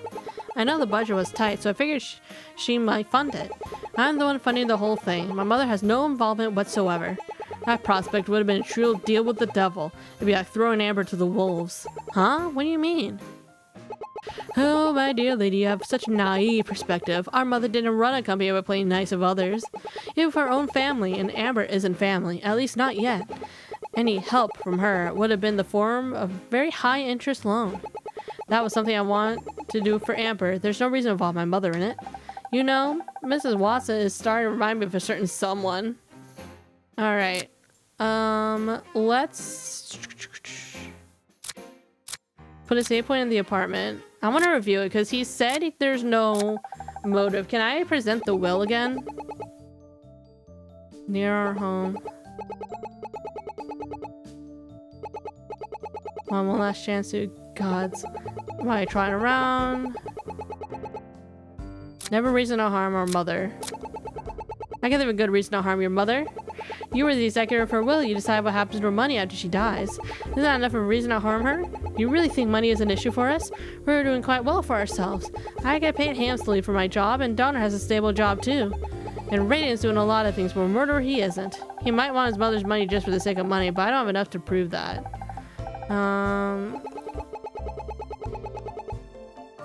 Do I present the bakery box to be like, oh, you guys were there?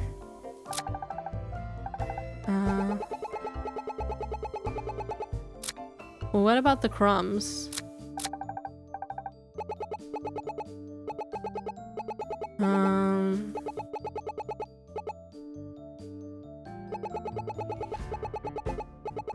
never have any reason to harm our mother.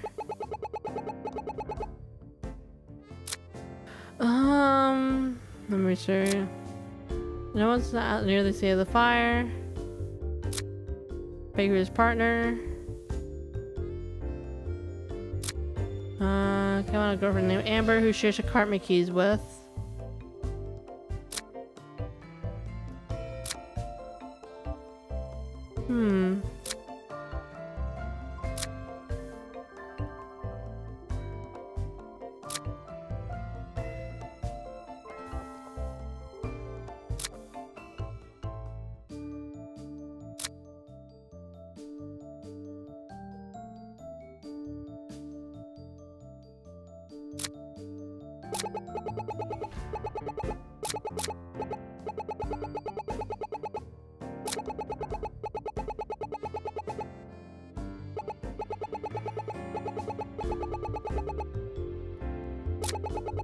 None of us were near when a fire broke out, but didn't he say fire had already occurred?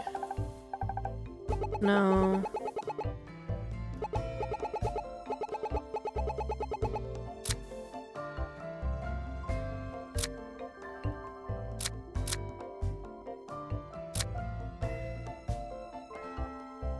Partner Amber Donner was there. The place up since the budget was tight.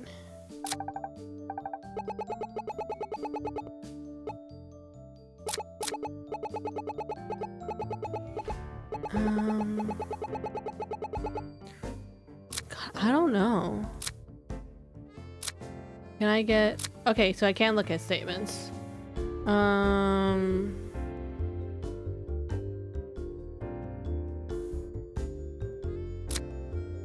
Just want one last chance to... I wish you could just press this.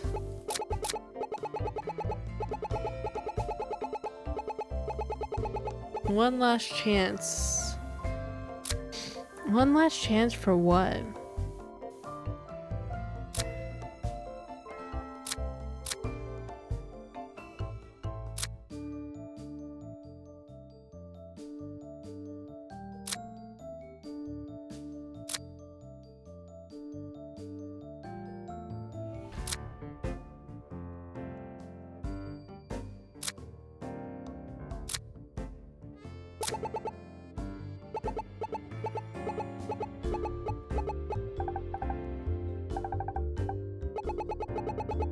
Can I back out?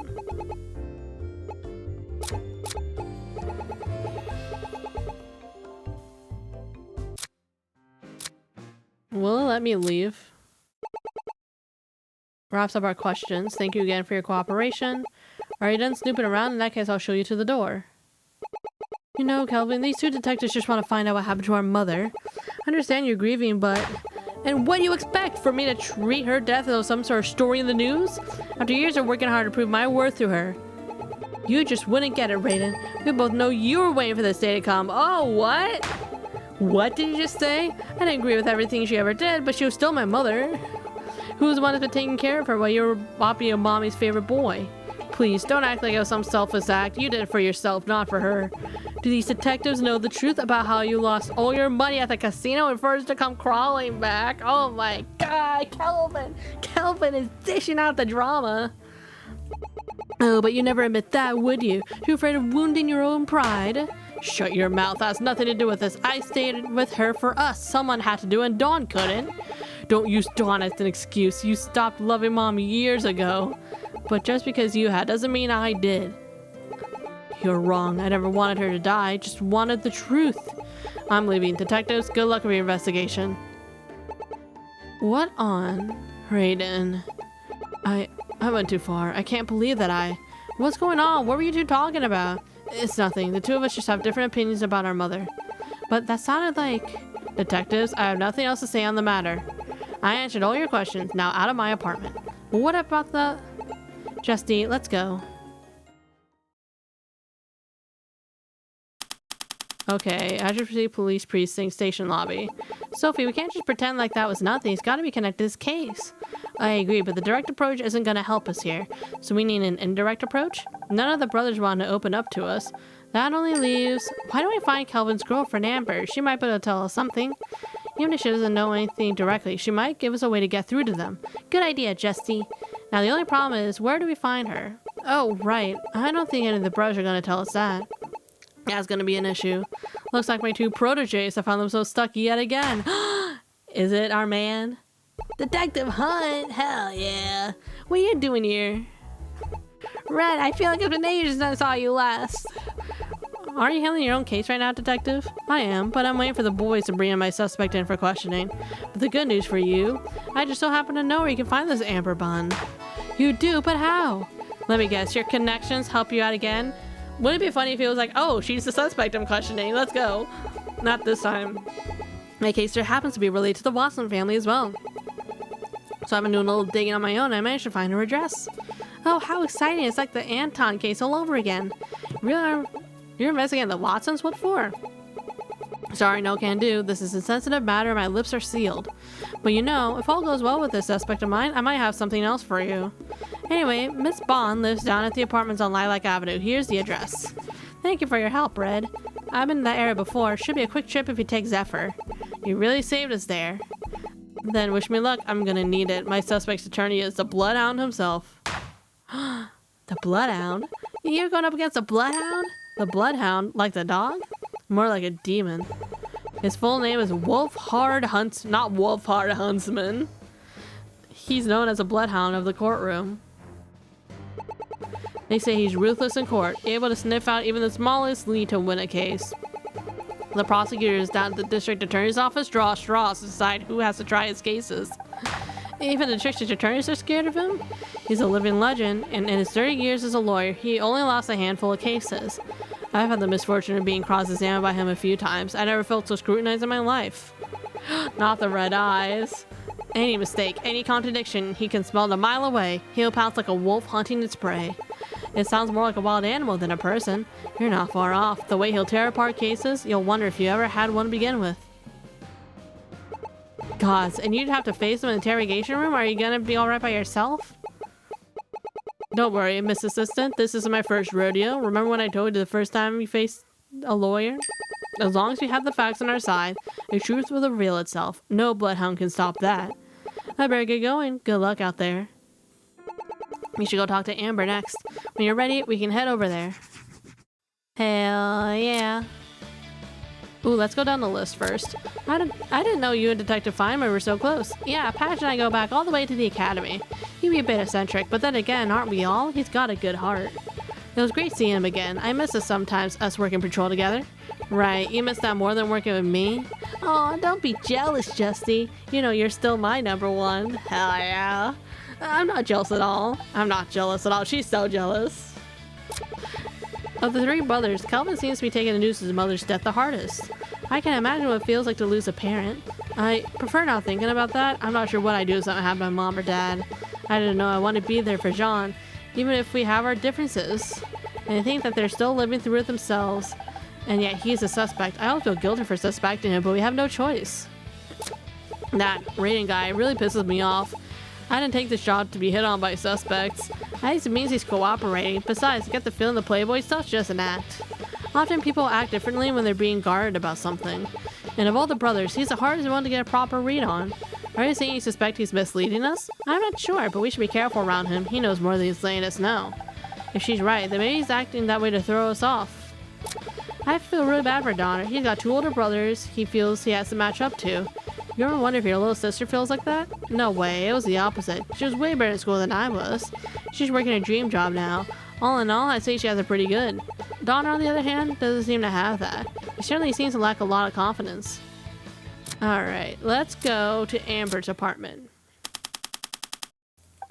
Well, I think this is the right place. Here goes nothing. Amber? Oh, hi!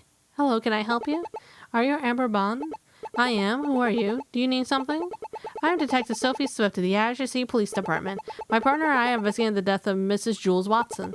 I'm aware that you're dating the victim's son, Kelvin? Yes. Oh my. Wait, is this the same logo on the box? Wait, she's wearing the same logo on the box. Hold up. Pause. Oh, we have confirmation. But I guess we can't really confirm when it was left there. But still, we know her box of her baked goods was in that house. Oh my, is something wrong? Is Kelvin in trouble? No, ma'am. We'd just like to ask you a few questions if that's possible. Maybe come in? Yes, okay. Right this way. I mean, Amber seems nice. You detectives must be hungry. Here, I just pulled this bread fresh from the oven. Care for some? Oh, that smells wonderful. You know, tagging along these investigations really does have its perks. Oh my god. Oh, I love some fresh bread. Actually, hang on a minute. Let's not get distracted. Were you aware of Mrs. Watson's death last night? I was. Kelvin told me all about it. Oh, I just feel so awful. To think I never got to meet her. Hang on, Kelvin never introduced you to her? Yeah, weren't they dating for like over a year? No, not in person. He said it was best we kept our distance. He never really said why, only said that wasn't right time. You know how strict she could be. Perhaps he was trying to protect her? If you could, we'd like to know about your whereabouts last night. My whereabouts? Have I got a suspicion? I swear I don't know anything about it. Calm down, you're not under any suspicion. These are just routine questions we ask. I understand you weren't directly involved, but getting your statement on the record helps my investigation. I promise if you just answer our questions, we'll be out of here before you know it. Well, I guess I don't mind. Okay, I'll tell you what I can remember. Alright, Amber. Last night, I was baking test product here all night long. I'll be opening my own bakery soon. I've been hard at work every day for the past week. Bake. Oh, it's quite the workout too. Sorry, I got a little off track. Kelvin was here too. He was helping me stay focused. I wouldn't have finished otherwise. I got aimlessly distracted. Anyway, that's all I have to say. I didn't know Jules died until today. Okay. Is she gonna mention the other brothers being here too? Because supposedly... Wait, no. Supposedly they were all at Calvin's place. Kelvin liked that temperature. Oh yeah, this game goes hard on the names. Speaking of retired knights, that's some crazy dedication. Practice makes perfect, they say. I'm not gonna stop till I can make the tastiest pastries with my eyes closed. Oh, I've got some leftover croissants if you want to try some. The fake. Oh, she's getting closer. She's getting closer. Oh my god, she's getting closer. Chad, she's getting closer. Chad, you better take the croissants before she fucking eats your face. God, I didn't expect it to get closer. That freaked me the fuck out. Oh, I got some leftover croissants if you'd like to try some. The flakiest, butteriest ones you've ever have. I really appreciate the offer, but please, I insist. You two are so skinny, you need to eat. Come on, I'll even give you some homemade jam to go with it. Here, let me just shove it in your mouth. I guess one can't hurt. Why do I feel like I just stepped in my grandma's house? You mind if I take a little look around? Sure, just don't snoop too much. Can't have you find out my baking secrets. Alright, let's look around first. Looks like there isn't too much. The fridge is stuffed full of various cakes and pies. Not to mention an entire cow's worth of milk, and I don't even think I've seen this many eggs before. Well, when you bake as much as I do, you tend to go through ingredients pretty fast.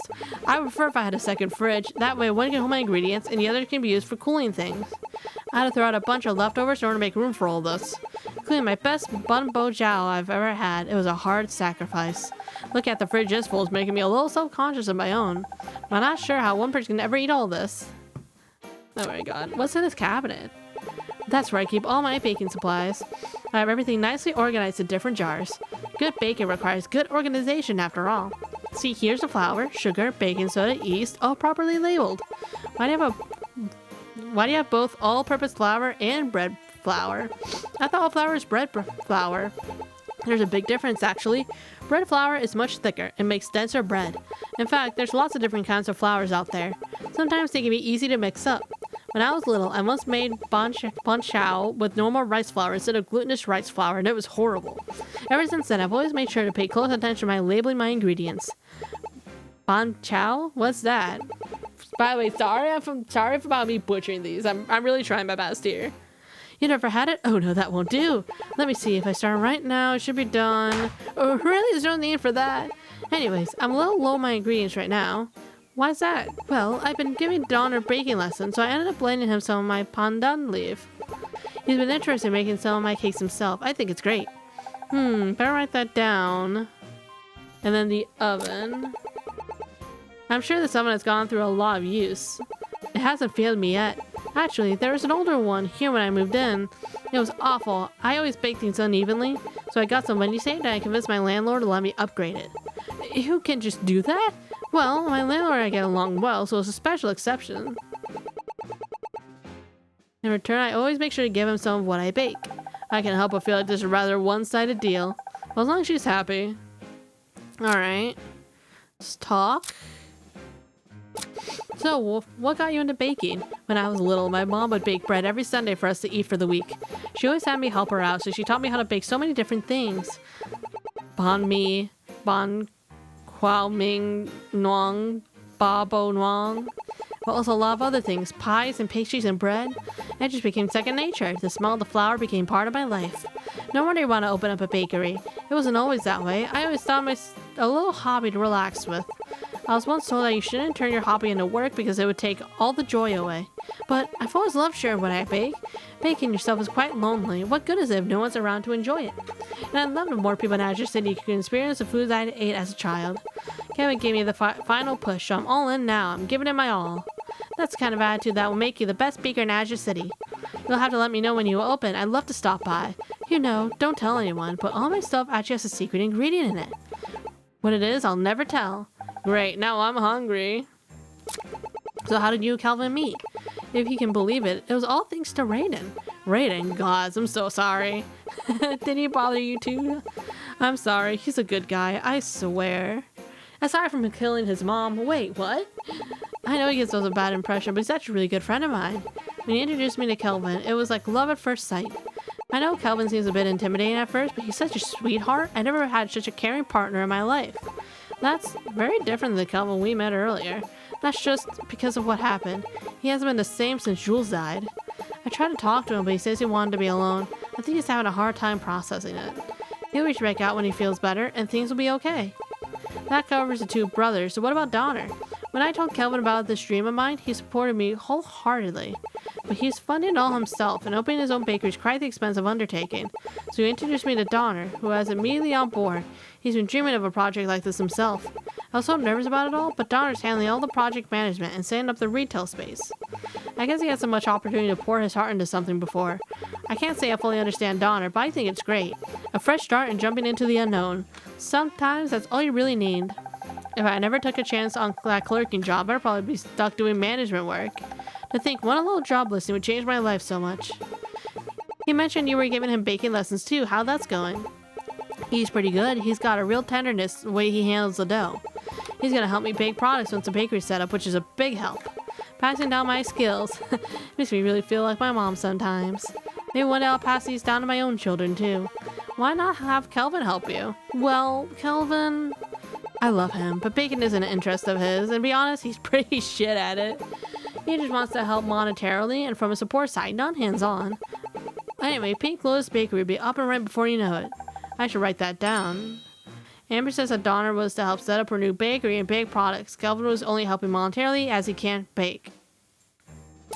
I'm curious if you know much about the brothers' relationship to each other. Do they get along well? I'm pretty sure they all get along just fine. Why? Before we came here, we actually visited Kelvin. Raiden was there as well. The two of them, they started fighting. Something about Raiden not caring about his mother? We couldn't get answers out of either of them, so we hope you might be able to tell us more. I don't think it's right for me to air out their family grievances. Please, Amber, anything you share would be helpful. Raiden, he's always been pretty independent. He marches to the beat of his own drum. He doesn't like being told what to do, wants to take the initiative. He wanted to go to college for English, but Jules refused. She tried to pressure him to join the company with Kelvin. The two had a big fight over it. It created a rift that never fully healed. Well, in the end, his father agreed to pay his tuition so he could go. Kelvin mentioned something about Raiden having a gambling problem. Can you tell us about that? Well, it's true. After their father died, Jules stopped paying Raiden's tuition, so he decided to gamble what money he had left. It didn't go well, so he had to drop out. But I know he helped Jules out of the goodness of his own heart. That said, I know he still goes to the casino to try to win it all back. There's one thing these cases have taught me: when money's involved, things never end well. And if Raiden's struggling with money, I better not jump to conclusions too quickly. Either way, I'll write this down. Alright. So gambles often tries to make up the return. Can I go? Okay, so now I can go back to the other places. Who had... Okay, was it Raiden?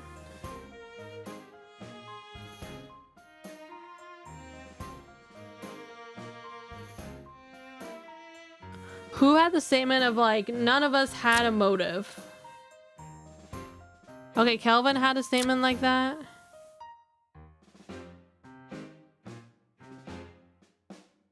Alright, can we go back to his apartment?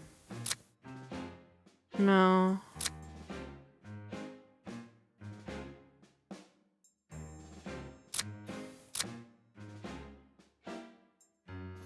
But now can we say, hey, the will's a strong motive because Raiden has, like, debt?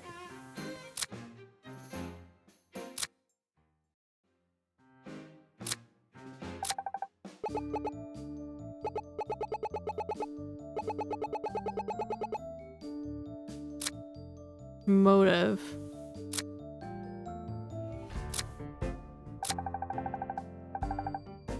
Well, can I hold on to the will? Can I do the will now? Because now that I know Raiden's like in debt or something.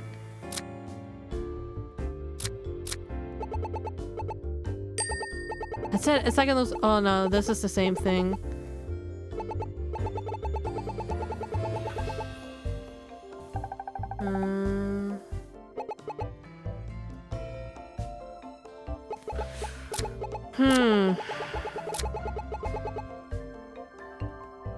Actually, hold on. What if I do...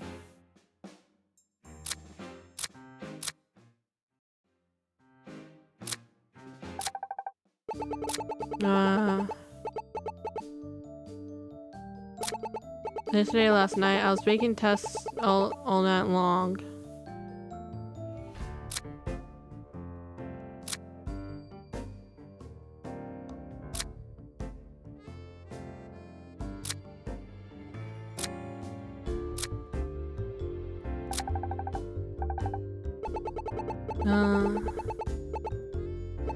I've been hard at work every day for the past week. Calvin was here too. Near the victim's home.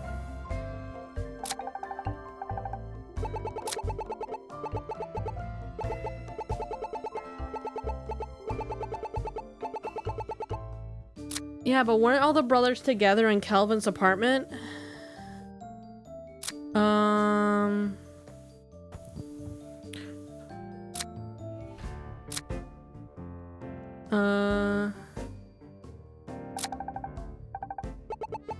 No.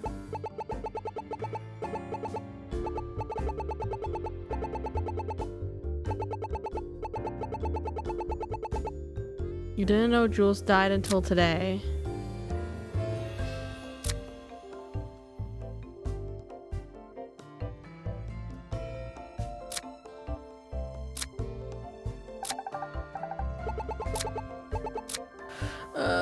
Didn't know until today that she had died.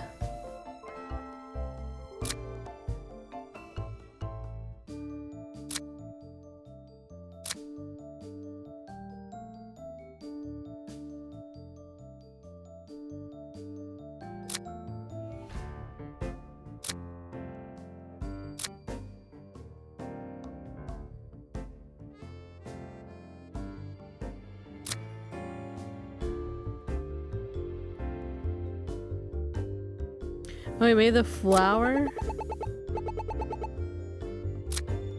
Cause she was baking in her apartment, but there's flour in Kelvin's apartment. No.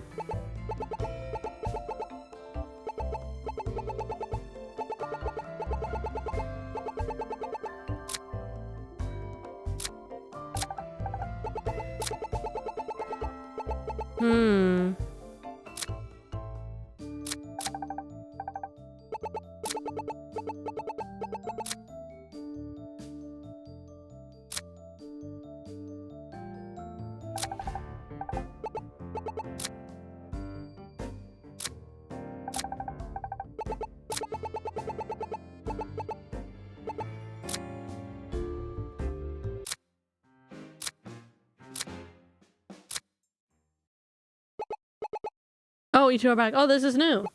Where's Raiden? Him and Kelvin got into a bit of a fight. Raiden stormed off. I'm not sure where he went. Well, he's not here.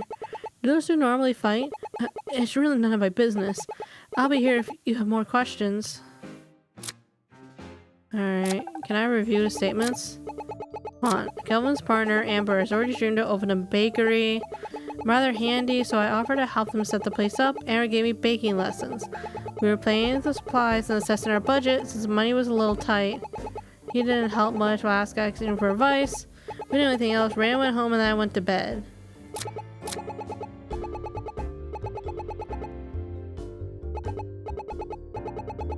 Were they baking last night? Oh, we got him! We fucking got him! Donner, we've been to your apartment. Oh, right, because Donner shares the apartment with Kelvin. Donner, we've been to your apartment earlier. We found the place covered in flour. It's pretty obvious someone had been baking there. So tell me, is talking about plans really all you were doing that night? That wasn't me. Kelvin was baking there. Oh, Kelvin can't bake for shit. I'm really telling you the truth. Can I prove Kelvin couldn't have been the one baking at the apartment? Here's the proof. Where's the one where Amber's like, yeah, he can't bake for shit. Kelvin was the only one helping monetarily as he can't bake. Donner, enough lying. We know Kelvin couldn't have been the one baking anything. Amber told us he's terrible at it and he has no interest in doing so. It's clear that you were the one baking something that day. Well, why would he hide it? No, I'm telling you the truth. Fine, I did bake that night, but Kelvin was there. He offered to help me.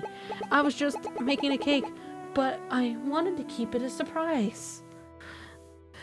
Hang on, Kelvin was baking at his apartment last night? But I thought he was with Amber all night. Someone's not telling the truth here. But I thought Kelvin didn't like baking. Why would he help you? He said he wanted to get better and learn. So I was just showing him how to do it. Kelvin was there assisting him. Ooh.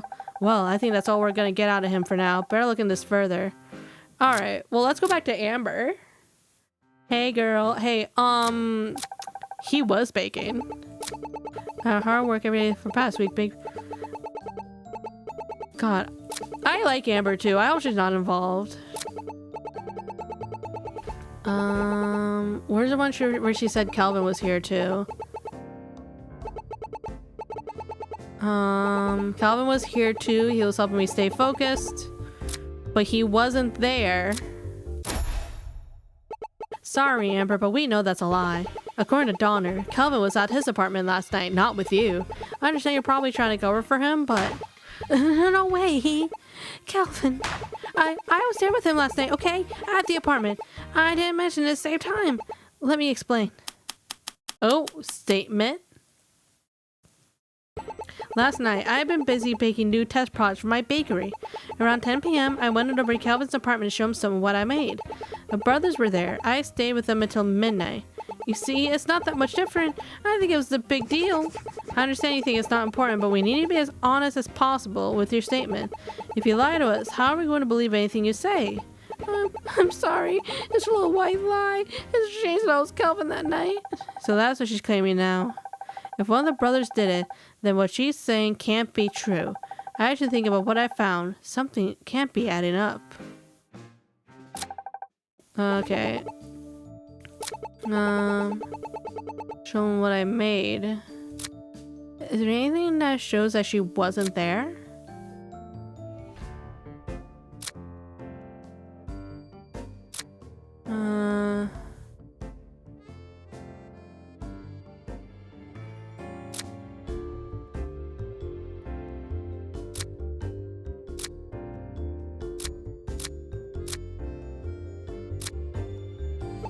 Brothers were there.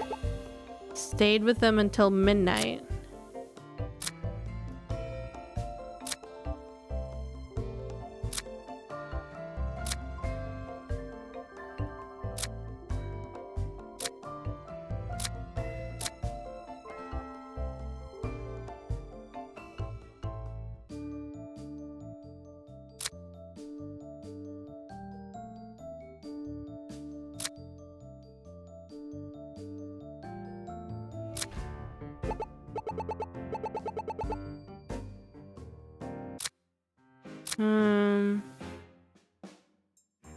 Maybe I talked to someone else.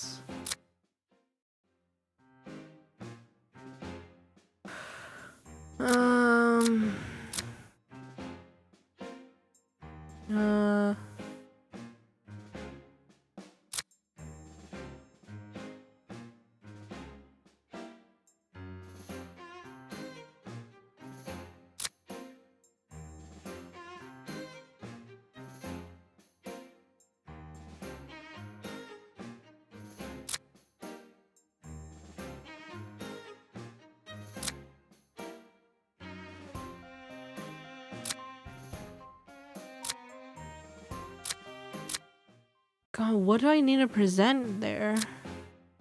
The fact that she was there.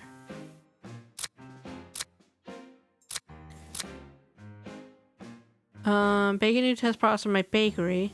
10 p.m. I went over to Calvin's apartment to show him some of what I made. Wait, hold on.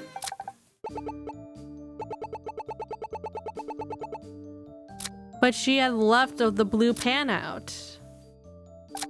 No. That didn't do anything.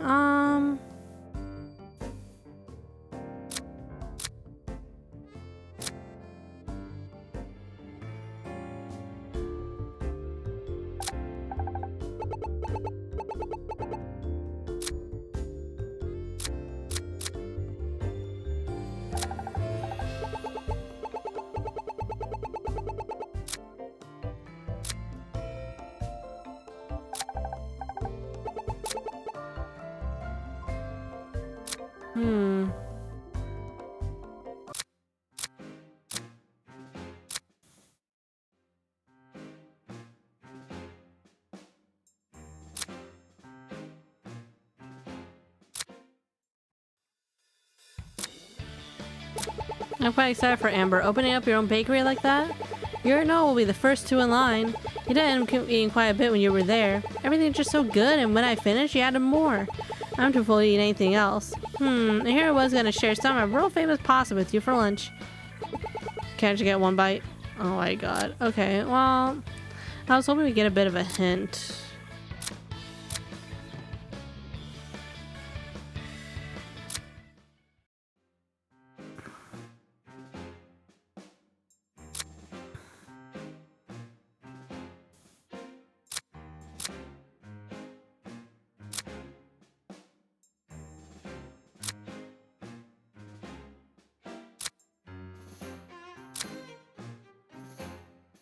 Stayed with them until midnight.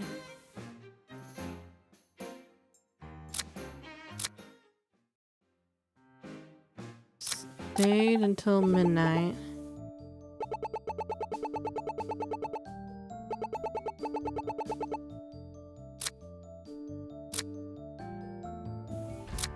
Stayed with them until midnight.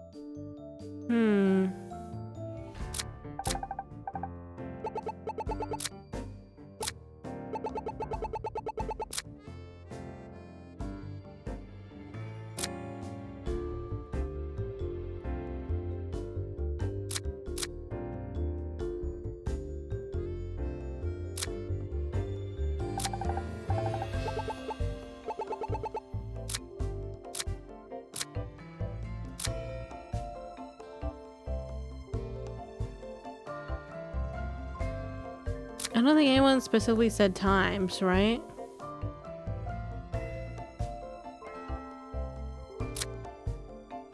Do we have to go back to Donner then and be like, oh, Amber now says she was there?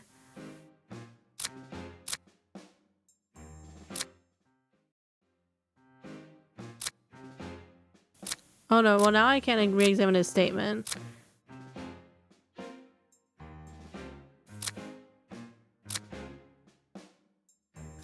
So now it's either her statements or his statements.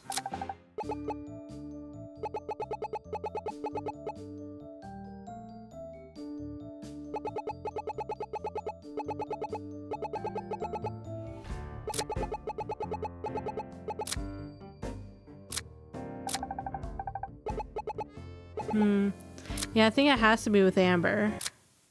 I just don't know what it'd be.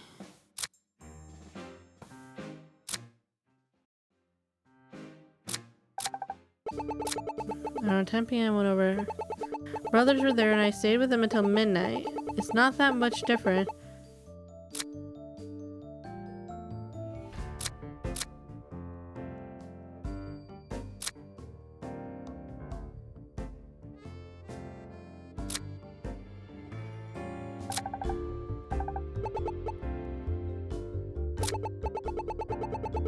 New test product for your bakery.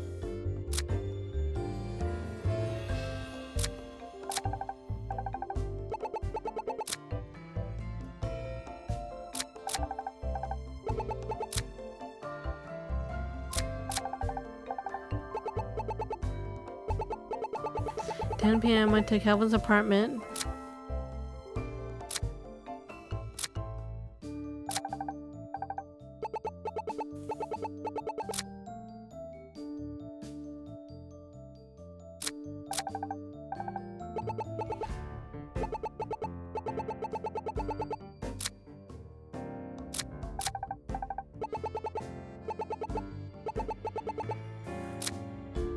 I might be a little stumped here.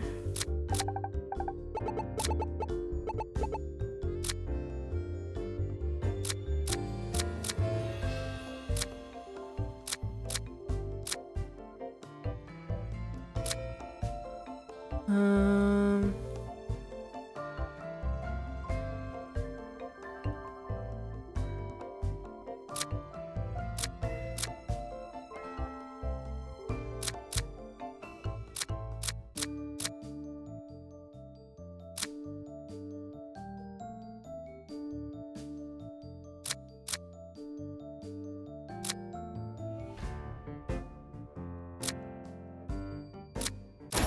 Oh, got him! I knew it. I fucking knew it. Amber, you said the brothers were there when you went to the apartment. If that's the case, how do you explain this pan we found? I knew it. I knew it had something to do with the pan. I just had the wrong statement. Because why would you leave a pan with a note, right? This pan had a note attached to it asking for Kevin's opinion on the cake. If you were there with Kelvin, why would you do that? You just asked him yourself, right? It only makes sense if you're just dropping it off. Not the gloves. Oh, that girl, that's not sanitary, I don't think. Why don't you tell us the truth? Did you go to Kelvin's apartment last night? Okay, you're right. I did go to his apartment to drop off the cake, but I swear he was there. You came with all these accusatory questions, and I didn't think it mattered. Kelvin was there, I swear. He had to be. I wouldn't have been able to get into the apartment otherwise. Oh, girl, you have a key. So that's her angle, huh? Donna and Raiden didn't mention seeing Amber. Kelvin seemed confused when the pan arrived. If we take that to be true, that means nobody must have been at the apartment that night. So all I have to do is prove that Amber could have entered in without her brothers being there. Oh, hell yeah. Sorry, Amber, but this proves this to be false. Oh, I know this one. He claims Kelvin has a girlfriend named Amber whom he shares apartment keys with. Actually, Amber, it would have been more than possible for you to enter the apartment with nobody there. Brandon told us how close you are to Kelvin. He also mentioned a small little detail. Namely, you two share apartment keys. No more lies, Amber. It's about time you told us the truth that night. Listen, Amber, all we want is to get to the truth about what happened to Jules. We can't do that if you keep hiding the truth from us. Protecting Kelvin isn't worth going to jail. If I told you they weren't there, you'd think one of them killed her. That's what you think, isn't it? You think one of them's a murderer. We don't think anything right now. All we know that so far, everyone we've talked to has been hiding something. Until everyone starts telling us the truth, we won't be able to put this case to bed. So tell us the truth. Where were the brothers last night? I don't know where they are. No one was there when I went. All I did was drop off the cake and leave. I don't know anything else. I don't want them to get arrested. I thought if I protected them, you'd forget about it when I heard what happened to Jules. I just want the family to grieve in peace. What time did he drop off the cake? It was about 10 p.m. I went home right after that. Can anyone verify that? What? Are you accusing me? Well, you've been lying to us up until now. How are we supposed to take your word for it? I swear I went there and I went back home. I didn't go anywhere else. You really think someone killed her? Only Brayden has a key to her bedroom. But the detective said that no one but Jules had the key. Oh, we're cooking now, chat. We're cooking now. That's not possible. So please, leave me alone. Oh my god, we've got him. We're going straight to the detective, chat. We're on the trail. Now we have more questions and answers. Where can we go from here? I think Amber's telling us the truth. Now we just need to tie up the loose ends. I think we're going to have to get more answers from the brothers, and to do that, we're going to need Patches to let us take over the case. According to Amber, Raiden has the key to the victim's bedroom. That means he could have killed her. If anyone's our suspect right now, it's that guy. Trouble is, we don't know where he went. Let's regroup back at the estate. Once we have a talk with Patches, we'll figure out what to do. Oh, don't you fucking worry. Hey, buddy? We need to talk to you. Okay, can I find anyone who might have gone, but where is it? Victim locks her door at night, which is undamaged. No one but the victim had the key. Oh, buddy. Do we have some news for you? Either he didn't know and he's incompetent, or he's hiding the... Detective, we spoke of Amber just now. She told us that Raiden Watson had a key to the victim's bedroom, which would make sense because he is her caretaker. You would think the caretaker would have a key in case something happens, right? And according to her, none of the brothers were at Kelvin's apartment, and it's more than possible for them to have been there. Oh, none of them told me that. Now I feel like my investigation really wasn't all I thought it was. Don't be too hard on yourself, Patches. None of the people in this case have been truthful with us. It only makes sense for you to believe them. This case is gonna be my big break. So now what? It's more than possible for one of the brothers to have killed the victim, but even so, that does leave us with one big question. Namely, how? Did one of them slip extra medicine to Jules' tea last night? And if so, does that mean they intentionally started the fire? We know Brayden had a spare key, so that would make him a prime suspect. It's odd that he picked last night of all nights to leave the estate. Almost like he was trying to give himself an alibi. He could have snuck back in here and killed her. Detective Feynman, do you know where Brayden is? We need to speak with him. Last I heard, he was at the station. I think Ernesto wanted to speak with him about something. Ernesto? You mean Detective Hunt? That is correct. Ernesto Pun. Ernesto Pun. Are we sure he's not doing this on purpose? Where's Brayden doing at the station? Last I heard, Ernesto needed him. I don't know the details, but he got some famous attorney. What was the name? Bud something? Bud Horse, maybe? Bud Horse. Wait, do you mean Bloodhound? That's the one. Sophie, that means Brayden was who Ernest was waiting for. And we gotta get back to the station before he leaves. Let's go, Jesty. Right away. Sophie and I rushed back at lightning speed. Why did Ernest keep us in the dark about Brayden? What did Brayden get involved in? And the question that seems to bother me the most. Would we have to go up against the Bloodhound himself? Case 6 Part 1. Oh boy. Good thing there's Part 2. Hell yeah. Okay. Yeah, because I know the developers released the parts like individually, but I was like, no, I'm waiting for the whole fucking thing. Looks like we got here before they finished. Let's take a peek inside. I want to see what this Bloodhound looks like. Looks like I met my match today. Oh my god, he really does look like Bloodhound. Your evidence only suggests my client could have been involved, not that he was. So unless you think you can take this to court, I suggest you release my client. Per our national law, he cannot be held here any longer without a charge. Very well. Brayden Watson, you're free to go. And thus ends our tale together, dear detective. I bid thee adieu, and the best of luck in your future endeavors. As for me, I think I'll turn this little excursion into a new story. I can see it now. A tale of a strapping young man, held without proof by the law, forced to plead his case. I don't think you're off the hook. I know you did it. Don't worry. I'll dig through everything I can find on you till I can prove it. So go write your little story, but the ending is going to be far different from what you expect. Oh, you're rather cocky gumshoe, aren't you? But I assure you, you'll find nothing of the sort. I'll bet my hat on it. Doesn't look like it went well for Red. That means the man with the mustache. Is that Wolfhard? I see I've attracted myself a crowd. Wolfhard Huntsman, attorney at law. Do you have business with me or my client, young pup? Oh, well, you see. Wait, who is he calling young pup? Just when I thought my day couldn't get any better, my favorite police officers are back. Now that I finish up here, what say you ladies join me for a celebratory drink? We have some questions we need to ask you. Serious questions. Serious, huh? Not my specialty, but I can give it a try. We've learned some information about you. Namely, you had a key to your mother's room. So that now makes you a suspect in the murder of Jules Watson. Wait. Slow down. What are you talking about? You're not serious, right? Killed her? My mother? No. You can't be serious. She died in an accident, for God's sake. My client will be remaining silent at this time. Any questions you have for him will go through me.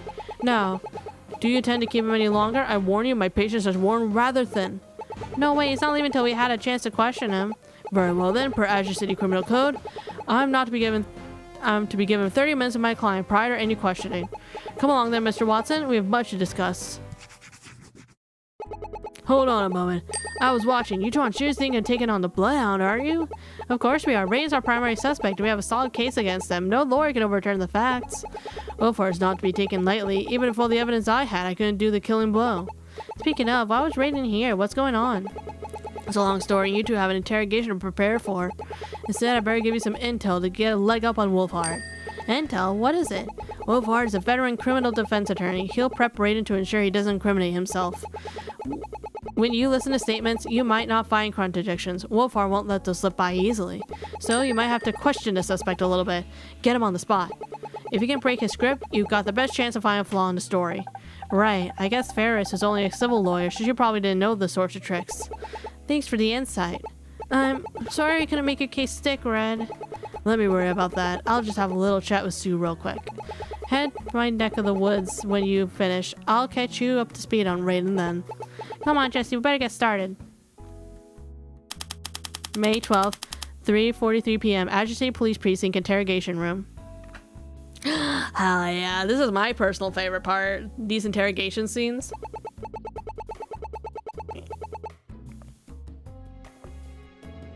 Raiden Watson, we brought you in today under suspicion of murdering your mother, Jules Watson. According to our investigation, you were the only person with access to her bedroom. Furthermore, we have evidence that shows the fire was likely not accidental. So are you going to confess now, or do we have to force it out of you? I've already looked over the police report. The reporting detective found the fire was an accident from untended heater. So then what grounds do you have to suggest it was murder? A woman just happened to overdose on her medicine the same night as this accident? That's a rather large coincidence, don't you think? Huh, is that your argument? I've seen stranger things in my day. If that's all you got, I suggest you let my client go now. He's already been held here long enough. Actually, I'm curious. What was he being questioned for? Nothing that absolves you. That's a separate matter, young pup. I guess I better let it go for now. I can assure you that we did a proper investigation. We know this is more than a simple accident.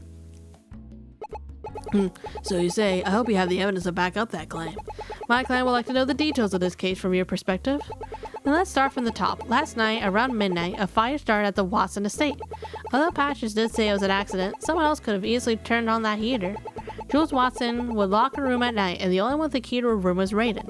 We know there's a window of time after midnight in which Raiden lacks an alibi, meaning he could have returned to the estate. Hold on, that's not true. I've with Donner the whole night. He'll tell you as much. Mr. Watson, if you could. Not so fast. We know that's a lie. In fact, I have the very evidence they've been hounding us for. Let's just make a save point just in case. I'll show them the evidence that proves Raiden wasn't with Donner that night. What proves?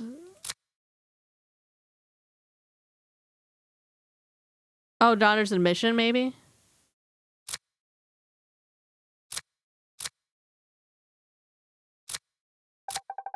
That's not it. I know the evidence. I just need to think about what we learned. The evidence that proves Raiden wasn't with Donner.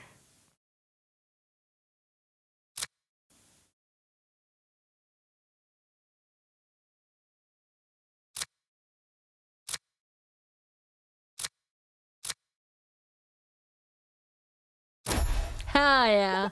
Actually, Raiden, we already got the truth out of Amber. You see, she actually went to Kelvin's apartment that night. But you would know that if you were there, wouldn't you? What's your point, young pup? My point is, no one was at that apartment when Amber went. Not Donner, not Kelvin, certainly not Raiden. Now, we don't know where the other brothers were. All that matters is that Raiden doesn't have an alibi. Because he was at the estate during that time. Is that so?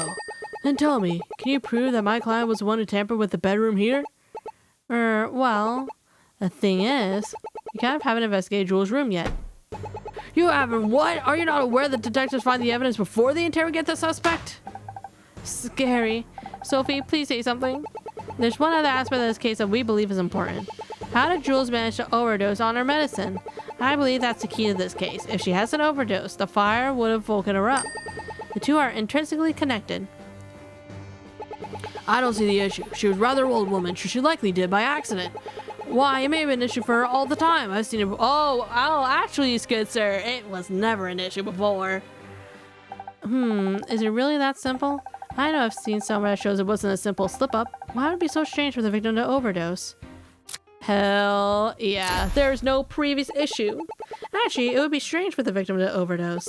Detective Feynman obtained the victim's medical records as part of his investigation. According to those, she never had any history or indication she was taking too much of her medicine. In fact, Ray didn't even confirm that detail to us. He never noticed her to take too much of her medicine. For her to suddenly overdose, and for that to be the same night of a fire. This has to have been the cause of someone else. And you say that my client was the one that told you? Yeah, he told us this morning. But if my client were the culprit, why would he volunteer that information? My client was no idiot, I assure you, if this was really his doing. Don't you believe it was his own self-interest to lie and say it was a common occurrence? In fact, he was his mother's caretaker. No one could disprove him. And all you have is a statement of some doctors who weren't there. He has a point. That's a pretty good point. Hang on, did we just walk into his trap? But none of that changes the unusual timing. There has to be more to that, and yet you have nothing directly tying my client to the case. We do know Brandon still doesn't have an alibi. That's why we brought him in here. Brandon, where were you when the fire started? We know you weren't with Donner. I won't say. I have a right to privacy. You have to believe me when I tell you, I would never harm my mother. It looks like this would be our key to going forward. If you could just prove that he was there. Let's set that aside for now and return to a more base problem. If, and supposing if, my client were guilty, he would have surely had a way to induce an overdose. We had no such method, did he? Allow me to explain. Okay, rebuttal. Wolfhard's rebuttal, preposterous assumption. Your entire argument is based on one faulty assumption. Alright, well let's just question everything. There's nothing faulty about it. Silence! Beep. Has anyone told you it's rude to interrupt someone while they're speaking? You police officers these days always rush for glory. But if you stop to consider the whole of things, you will see that not everything is cut as dry as you think. Allow me to clarify for you. You presume my client would have had some way to induce the overdose. But how else would it have happened? As I showed, the victim was never taken too much medicine before, and she had been taken for quite a while. Soda accident medicine must have caused it, and Raiden was the only one in the estate that night. It's unreasonable to think that the victim would overdose her health. It had to have been him. It's more than reasonable. Accidents happen all the time. What's unreasonable is to assume someone else would have had a way to do so. No way to do so without the victim knowing. What do you mean there's no way? Surely it was possible. It's simple. The victim took her medicine by adding it to her tea, which she brewed herself. That means she would have added the medicine to her cup by herself as well. Therefore, no one else would have had a chance to mix medicine for real tea. Well, that's really the case. Either way, we got him to clarify his position a bit more. That could be helpful. Mr. Wolfhard, do you mind repeating what you just said again? No way to add medicine to the victim's tea without her knowing. Well, what if her client added to her teacup when she wasn't looking? She could have easily left it unattended long enough for him to do so. No way, my mom was very particular about her tea, including that it had to be drank right away. She would drink it right after pouring it. So you say, but how could we possibly believe you? A counter question, how can you possibly prove him wrong? The theory of yours, do you have some evidence to show for it? Well, not exactly, but I might have something. A logical conclusion that it was an accidental overdose.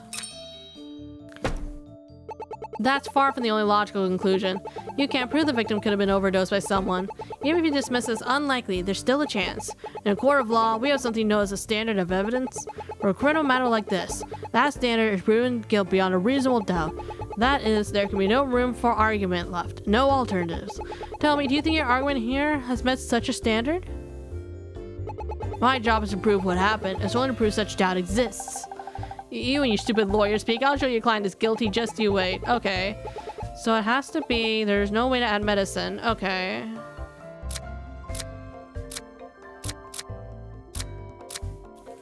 Alright. There's no way to add medicine to without knowing.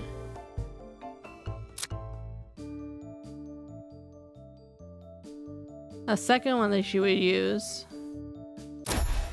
Oh, hell yeah. On the contrary, there's a way someone could have added the medicine, the victim's teapot. Water takes time to boil, does it not? It would have been simple to add medicine to it. We know the medicine was both colorless and tasteless. The victim would have never noticed it. I see. Mr. Watson, I have 2 questions for you. Firstly, did your mother rinse her tea kettle before she would use it? Second, what would she do while the water was boiling? That woman couldn't stand to see a single dirty dish. She washed it before and after using it. She made tea at 10 p.m. every night. She was a creature of habit. It usually took only 10 minutes to prepare, and while the water boiled, she prepped the tea leaves. She was very intricate with her tea, so she'd stay in the kitchen. Thank you, Mr. Watson. Detectives, do you see what I'm getting at? What, that she liked being clean? If someone were to add medicine to her kettle before she brewed it, it would have been washed out. And there's no opportunity to add it to the kettle after the fact. Even if you can prove my client was there that night, you have no way to show he induced the overdose. Adding medicine to the kettle, have you ever tested that kettle for trace amounts of the substance? Well, I kind of only came up to this just now. Fool, you don't even have a case. I demand you let my client go before you make yourself look any worse. Great, we barely started, our case is already in the bind. We're out of leads. I didn't think our case was this flimsy. Why? Why do we have to go against the bloodhound? We can't let him go just yet. I do have a follow-up question. Raiden, you stayed with your mom before you left for the night, right? What were you doing during that time? Mr. Watson, you don't need to answer that question. My client's actions during that time are irrelevant. He was not there for the fire. If he wants to be clear of all suspicions, we would like to hear the full story. I don't mind answering the detectives. It's everyone's dream to have two lovely ladies who want to know everything about him. Oh my god, whatever, as long as it gets them to talk. Alright.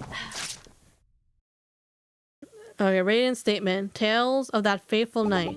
As you know, I live with my mother in order to be her caretaker. I remained with her and only by chance had an excursion late that night. Let's just question everything first so we can expand on that. What about your earlier statements that you were with Donner in his apartment? Merely a white lie? You see, Donner and I were together, just at home. I didn't want you two ladies to think I was a simple homebody. But it wasn't much of a lie, was it? You see, my brothers came over often. But you didn't request the night off last night? Only later in the night, but that is a personal matter. It's best to move on. His attorney already made it clear what he did later that night is a dead end. In fact, I was with Donner in the living room that night. The two of us were spending time together. What were you two doing that night? We were simply talking. Nothing worth of noting, mind you. I can recall we played a simple game of cards. That was all. Talking and playing card games. Is that all they did? Still, it's a bit more in depth than what he told us before. Rain, do you mind repeating that again for us? Donna, I didn't do anything noteworthy. Simply talked and played a card game. That was all you did? You did nothing else at all? Not a thing. I know, such a boring night doesn't suit me, does it? I do prefer a more laid-back life, despite what you might think. Oh, but I do get plenty of trouble as well. Perhaps you care for a story? I love Justina's eye roll. No, that's fine. Just continue. Our mother's uninterested in company, so we didn't see her. Do you know what your mom was doing? Well, I know she was in the kitchen preparing her tea. After that, I do not know. She never came around, not even to say hi. My mother preferred her privacy, especially during her tea time. Well, I can't really prove him wrong outright. I should find a different approach. Around 10 p.m. I left my nightly stroll. That is a tale for another day. And you left your mom all alone? But you're her caretaker, right? Once it's late, she just goes to bed anyway. At that point, my work is finished. And you still can't tell us where you were? I was away from the house, and I did not return until the fire started. My client will answer no further questions on this matter. He's been dancing around this the whole time. I'll have to find a way to cut through this front. Okay. Just talked and played a card game. Okay, save point. Talked and played a card game.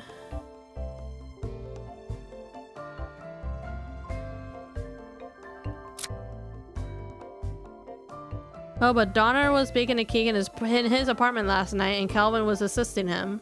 So that's a lie, right? Not so fast, Raiden. Your statement's wrong. Here's the proof. I keep telling you, I'm not involved in my mother's death. I don't care we wave in front of my face to prove it. Oh, did I represent the wrong thing? Which one's my argument? Okay. Is it the other Donner thing?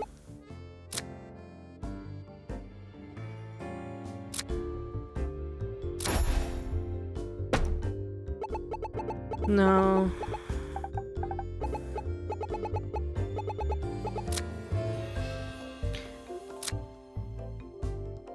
Oh, do we present this saying that he was gambling?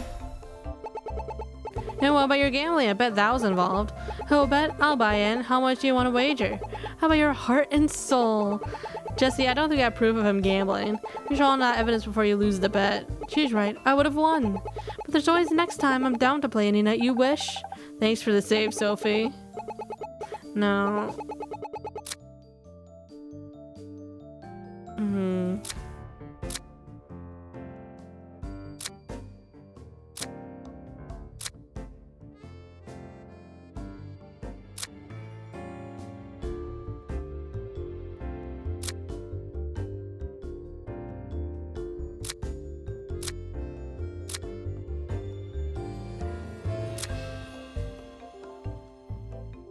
They were just chilling and playing cards.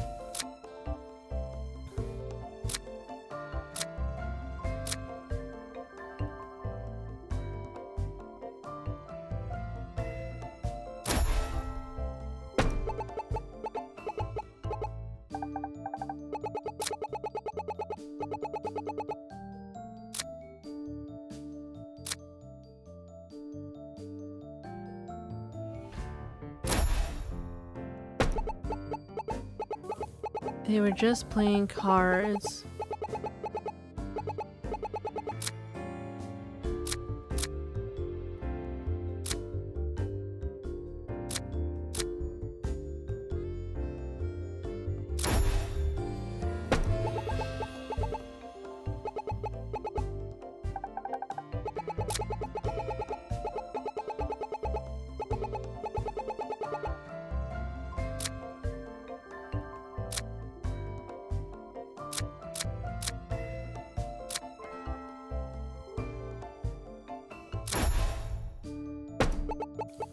Just throwing shit at the wall.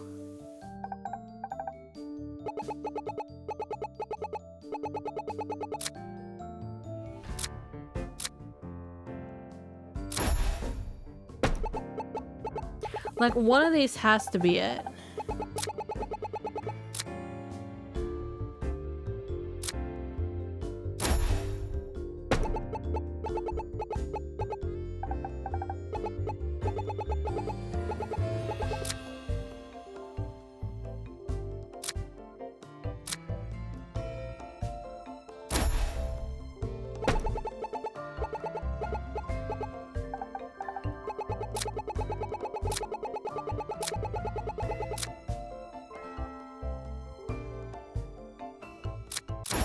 Ah, got him.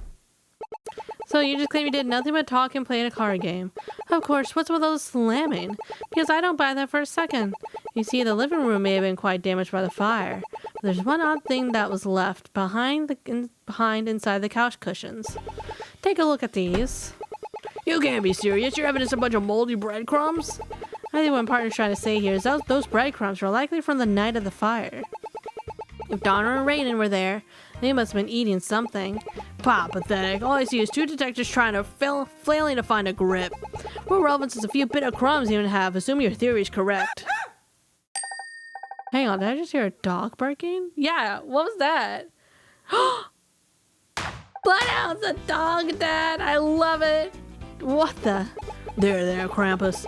Oh my god, his name is Krampus?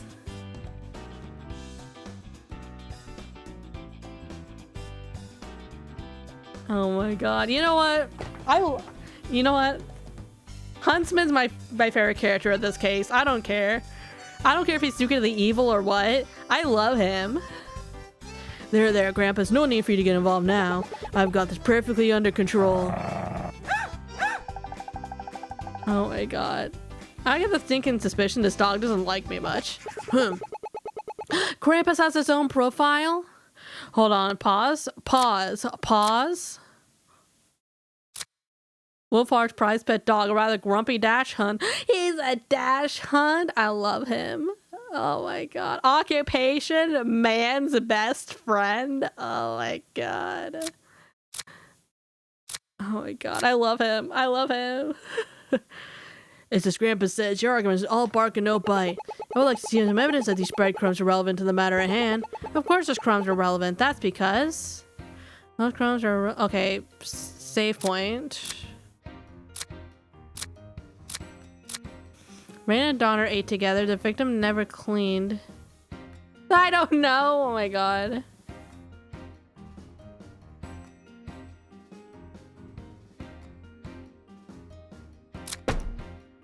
The victim had terrible cleanliness habits. This proves that she would have washed the kettle before brewing her tea.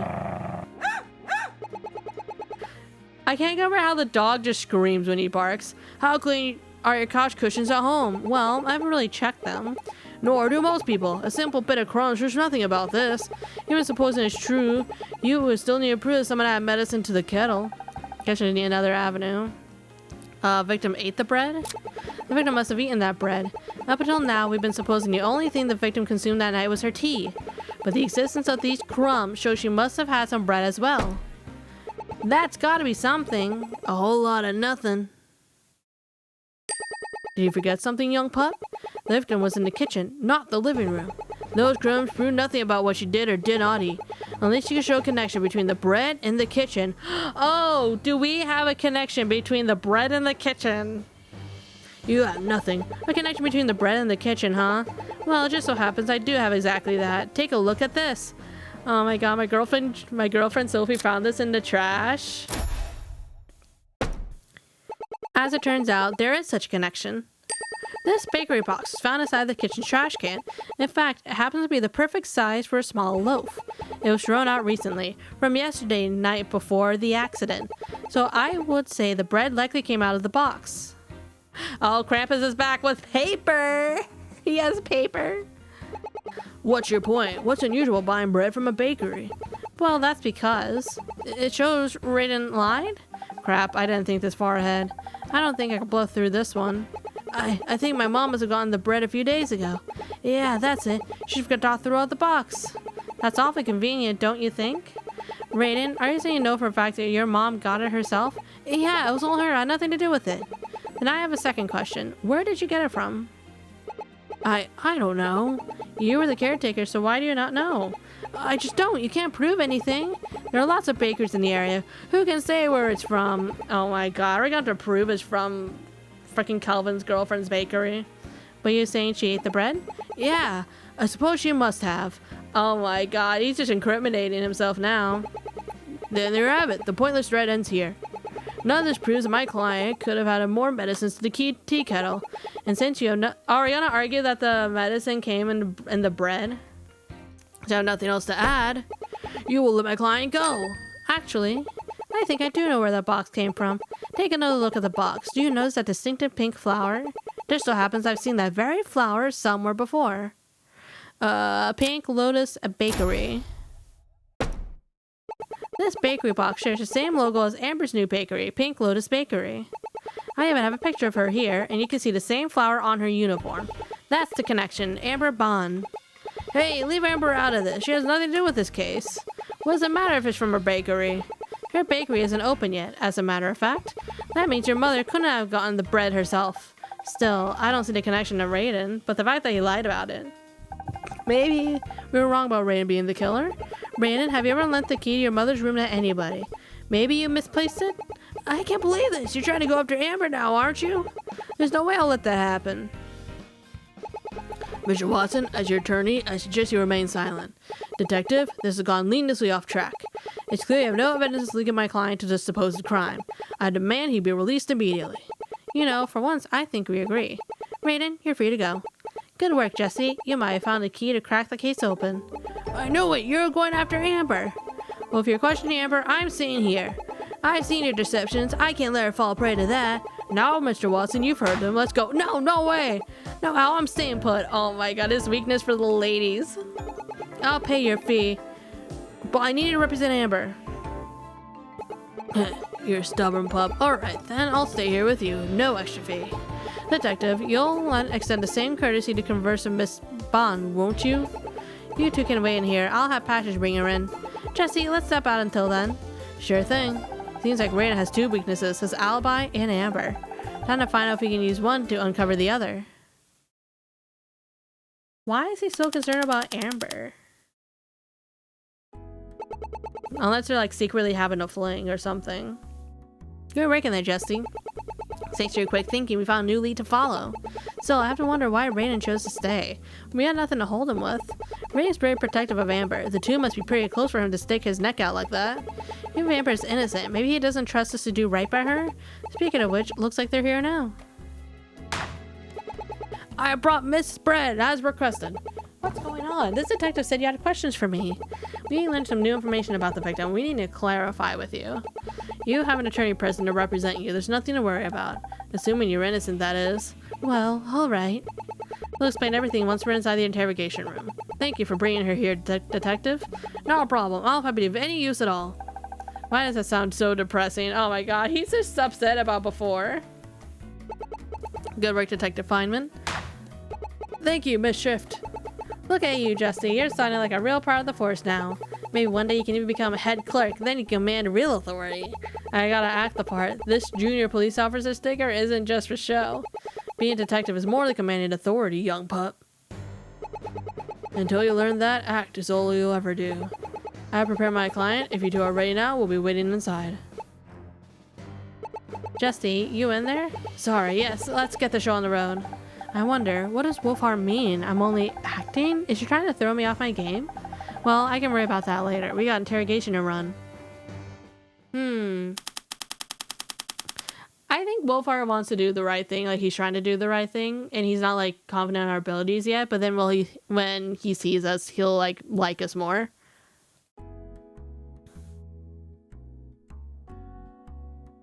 Oh my god. Now that everyone is here, let's review what we know so far. We know that both Raiden and Donner were at the estate yesterday evening, but Raiden denies that either entered the kitchen.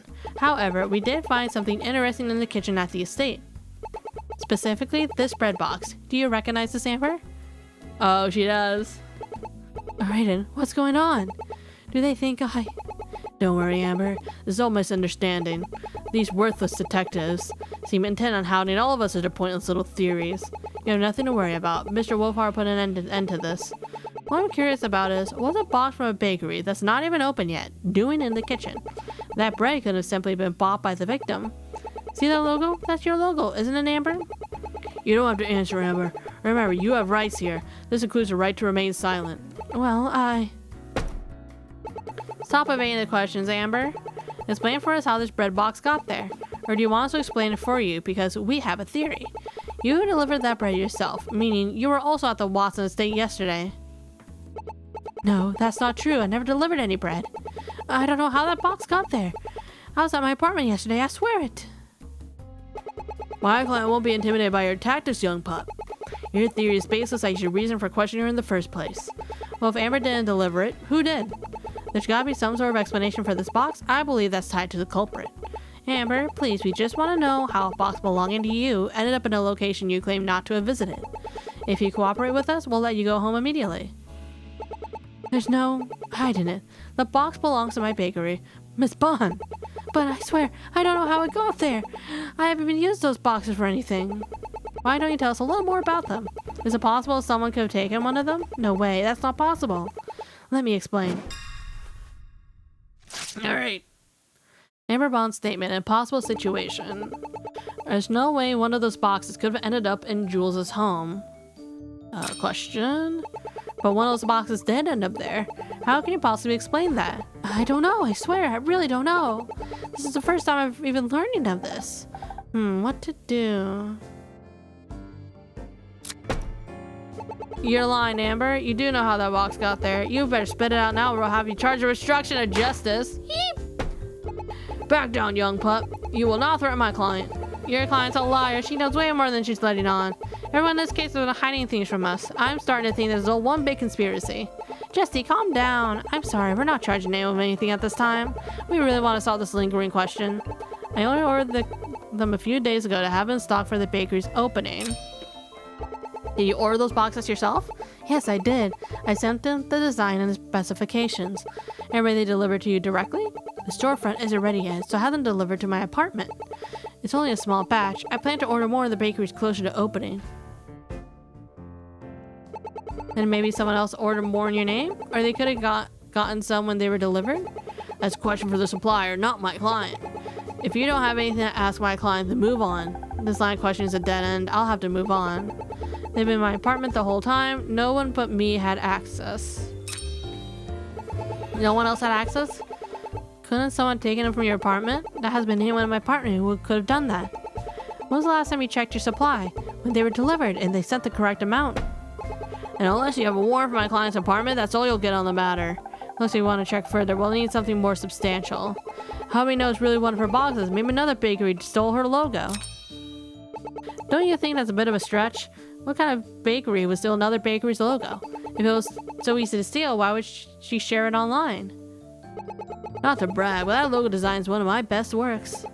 Obviously, someone else saw such a beauty and had to possess it from themselves. Hold on, you made the Pink Lotus design? Raiden's such an excellent graphic designer. He even designed a logo for his family's company. So Raiden has talent. Who would have thought? Hell yeah, Justina. Amber's been posting a lot on social media, and he could slap the logo on a white box. Okay, but why would anyone do that? You're not that naive, are you? To scam people, obviously. I don't think we're too about them. People will steal the logo from reputable brands and use it to sell an inferior product. Reputable brands? Amber's Bakery isn't even open yet. But there's buzz behind it. Why not capitalize on that buzz and take advantage of those who don't know better? So you think this box is a fake from a scammer? It's the only logical conclusion. Could that be the case? No way. It's gotta be the real deal. Alright. No one had access. Okay, let's save. Because don't they have keys? Hold on. Whom he shares apartment. I think that's for Kelvin's apartment though, right?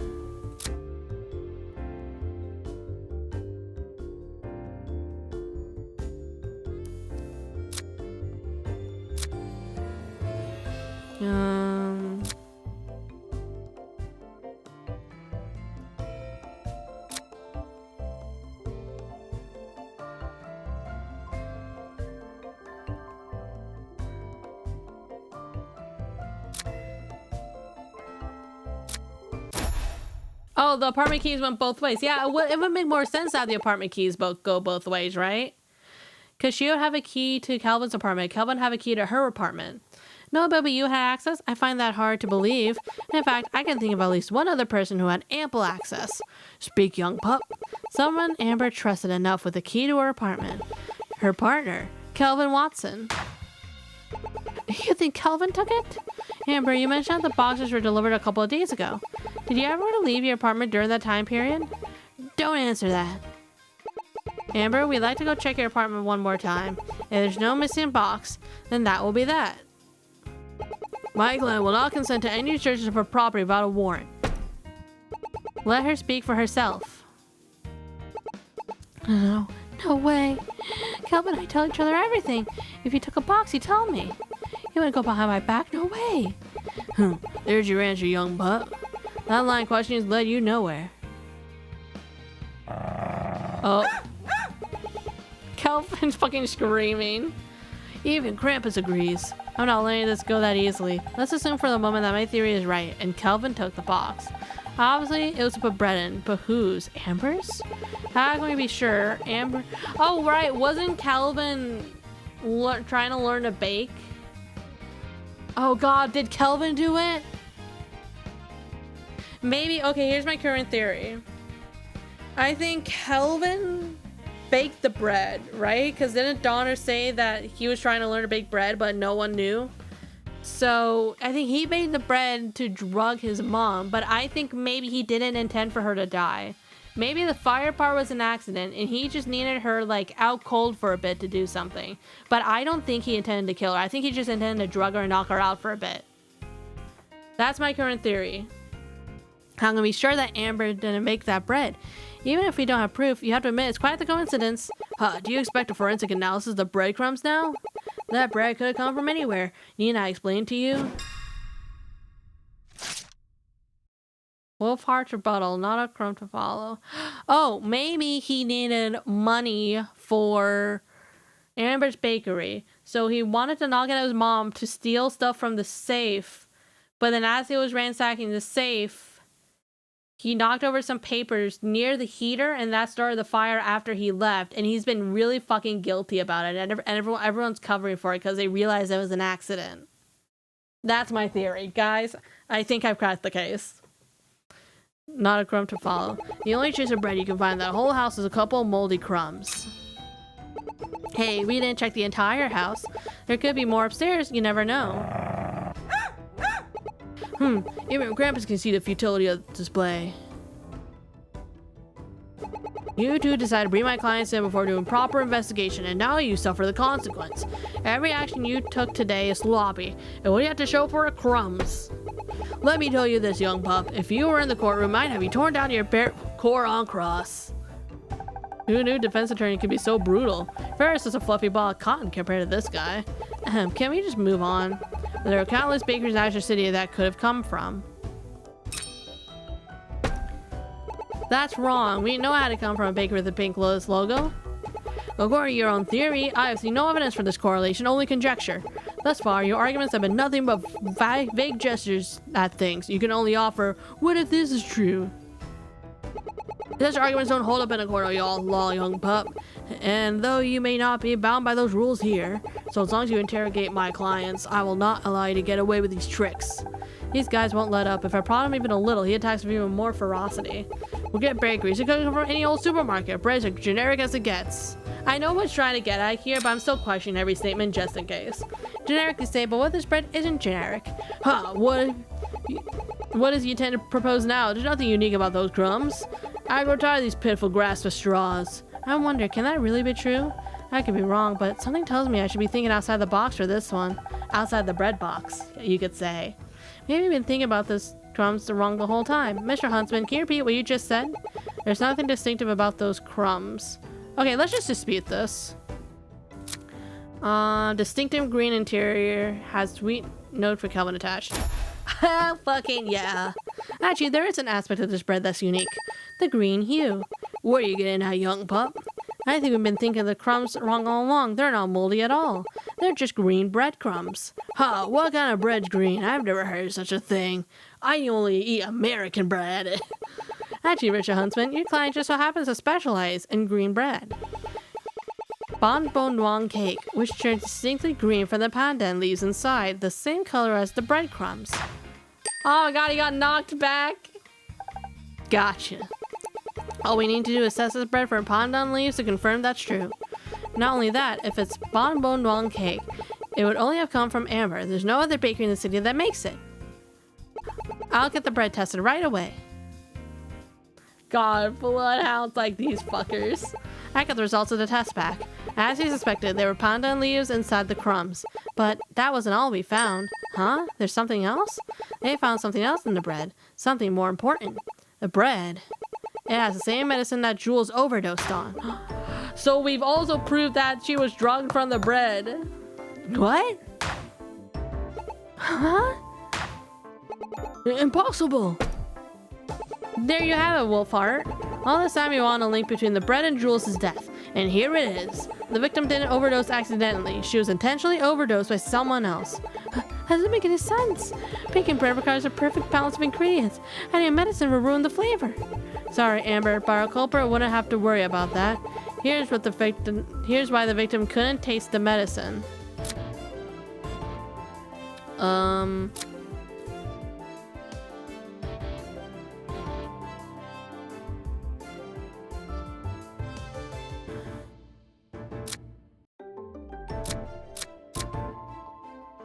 Is it the medicine itself?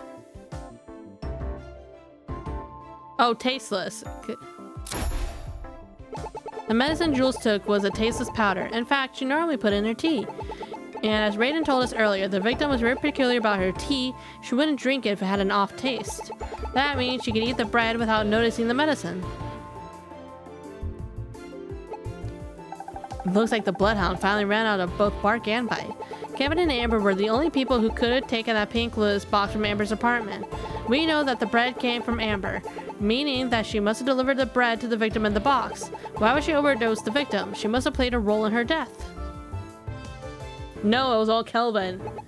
Looks like I misjudged you, young pup. Even my client caused the overdose. She lacked a key into the victim's bedroom.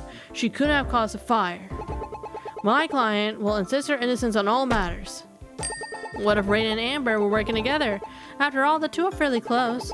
Amber could have overdosed the victim, while Raiden could use his key to enter in the room and start the fire. You forgot one key detail in your haste, young pup. Motive. For what reason would my clients kill the late Mrs. Watson? True, we do lack a solid motive. We still have grounds for a manslaughter charge, unless you prove it in a court of law. Mr. Huntsman, that won't be necessary. Miss Bond, I strongly advise you to remain silent. Look, detectives, I know this family well. None of them would ever hurt their mother. Not intentionally. And I do know the fact that she said not intentionally means she probably figured it was an accident. And I know for a fact that none of them would ever steal from me, and I did not bake that bread. Going against the advice of Mr. Huntsman, I will allow you to investigate my apartment. You can see for yourself. I have nothing to hide. Kelvin can verify I didn't deliver any bonbon noir cake to Jules. Mrs. Bong, don't! You can't let them! He's right, don't let them! It's okay, Raiden. Kelvin is a kind and honest person. Let's put an end to this, once and for all. Oh, girl, Amber doesn't know! Amber doesn't know that Kelvin accidentally did it. I mean, we don't know either, that's the theory. I mean, I guess that does... The key... Maybe Raiden gave Kelvin the key to help him rob it, but then they accidentally killed her. And Amber just truly does not know. I think Amber and Dawn don't fucking know a shit. But I think Raiden and Kelvin were working together. All the Patches and the boys, go check the place out. You're free to go with them to oversee their investigation. Okay, Azure City Police Precinct, interrogation room. Oh, was it searched? Patches is calling. I'll put him on speaker. Detective Swish, we've finished our investigation here. Great Rick Patches, what did you find out? I got a full report for you, Detective. I swear I can hear a salute from over the phone. We confirm that there's indeed one box missing from Amber's stock. I even triple-checked the manifest. One's missing. However, we can't find any traces of heart medication, not a drop. Forensic tested every surface of the kitchen and is spotless. Thanks, Patches. You and your men can leave. Well, that's 2 questions answered. It's just not the answer we wanted to hear. Well, Patches confirmed it. There's one box missing from your apartment, Amber. New Sprite. I think she's putting it together that Kelvin did it. But why? Did Kelvin really? Miss Bond, I strongly advise you, Raiden. Tell me the truth. Kelvin was the only one who could have taken that box. Just what are you two hiding from me? Amber. Miss Bond, if I may, these detectives are yet to prove anything definitive. This bakery box, that's a different matter. It's unrelated to either of you. Let's focus on the matter at hand. Neither one of you committed any crimes. We're close to the truth now. Time to finish this. Alright then, Wolfheart, explain your reasoning. Huh, I like your spirit, young pup. Oh my god, he's getting respect for us. Hell yeah. Okay, clean apartment, clean hands. Wait, hold on. It's music. Yo, I love Huntsman. I hope we see more of him in the case. The only way my client could make drug bread if she had the medicine in question. I wonder about that. Is it really true that she wouldn't have had access? Raiden would have had direct access to the victim's medication as her caretaker. No way, my mom kept her medicine locked up in a room. I could just go in without permission, key or not. She'd have killed me. We have to check the victim's room as soon as we can so we can confirm if the medication's still there. Let's hope the fire didn't destroy it completely. For now, I'll have to move on. Your only detective couldn't find a single trace. This rules her out as a primary suspect. Amber could have thoroughly cleaned her apartment after she was done. It's just a powder after all. Huh. I don't know about your conjectures. Give me a break. Show me some evidence or keep quiet. I guess there's nothing I can do for this right now. I need to speak to Detective Feynman to get more details. For now, I'll focus on what I can prove. After all, I am familiar with the type of bread could have baked it. But we know it couldn't have just been anyone. It had to be someone who could have accessed the bakery box. And who do you propose? No one else in this case could have baked that sort of bread. And sure, the bread had medicine in it. You prove it couldn't have been Miss Bond who made it. What about Raiden? He could have made it himself. No way. Raiden was trying to bake cookies to impress me. And I can't say. How did your vanilla cookies dough purple? That bad, huh? I guess it rules Raiden now. How difficult is it to bake bonbon wrong cake? It can be a bit tricky to learn the pandan leaf. One wrong move will turn extremely bitter. As discussed, the victim was very picky about taste. If the bread was made with someone inexperienced, you wouldn't have eaten it. All we need to do is find someone else who could bake a pandan leaf. You might repeat what you just said earlier? No one else involves Perjury bacon. Oh, actually, Kelvin was there assisting him.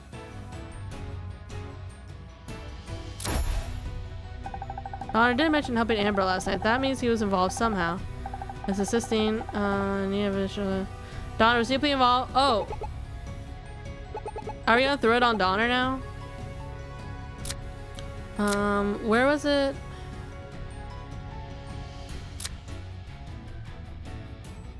Where's the thing that said Donner was learning how to make it?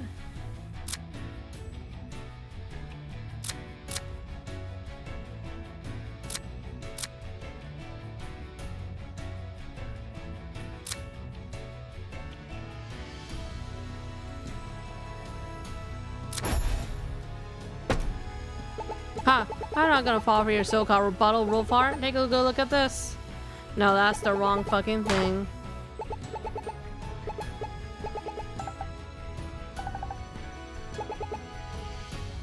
Present the wrong... Oh my god. Oh, I got an achievement from that. Well, let's just question first.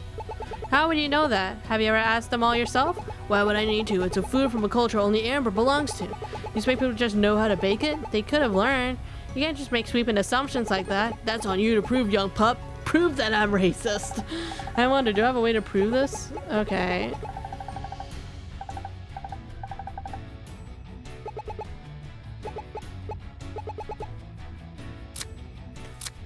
There had been ones where he was like, yeah, I'm learning how to bake bread.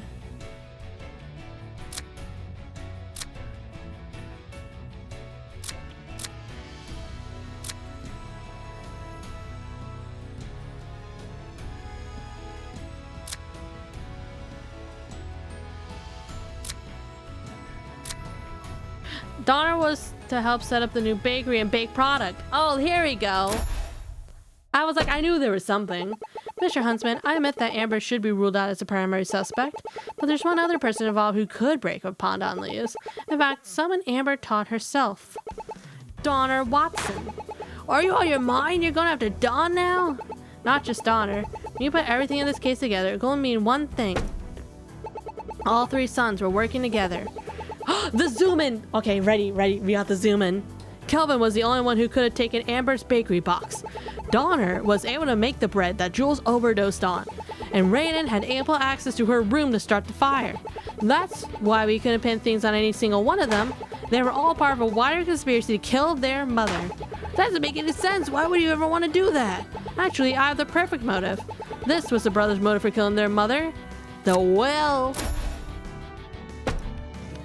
There's one piece of evidence we hadn't considered. Money. Oh, hold on. All three of the brothers were said to inherit money from the victim's death. And since the bakery had a tight budget, they must have thought it was the only way. I'm curious why the bonbon noir cake was used specifically. Why make bread that would look like Amber's? Were they gonna frame her? That's fucked up. I think I know why. They wanted the victims to think the bread came from me. Raiden. Did Kelvin lie to me? Why were you trying to convince your mom to fund the bakery? Dawn was. The budget was tight, and Dawn thought he could appeal to her mother if he showed her how good the product was. Kelvin was against it at first, but he eventually agreed. So, Dawn must have made the bread to give to her. But, I swear, I don't have medicine would have ended up in it. I swear, nobody was trying to kill her. It had to have been a mistake. But the medicine did wind up in the bread, and I don't think it was some sort of accident. Even if Donna made the bread, you're still the only one with access.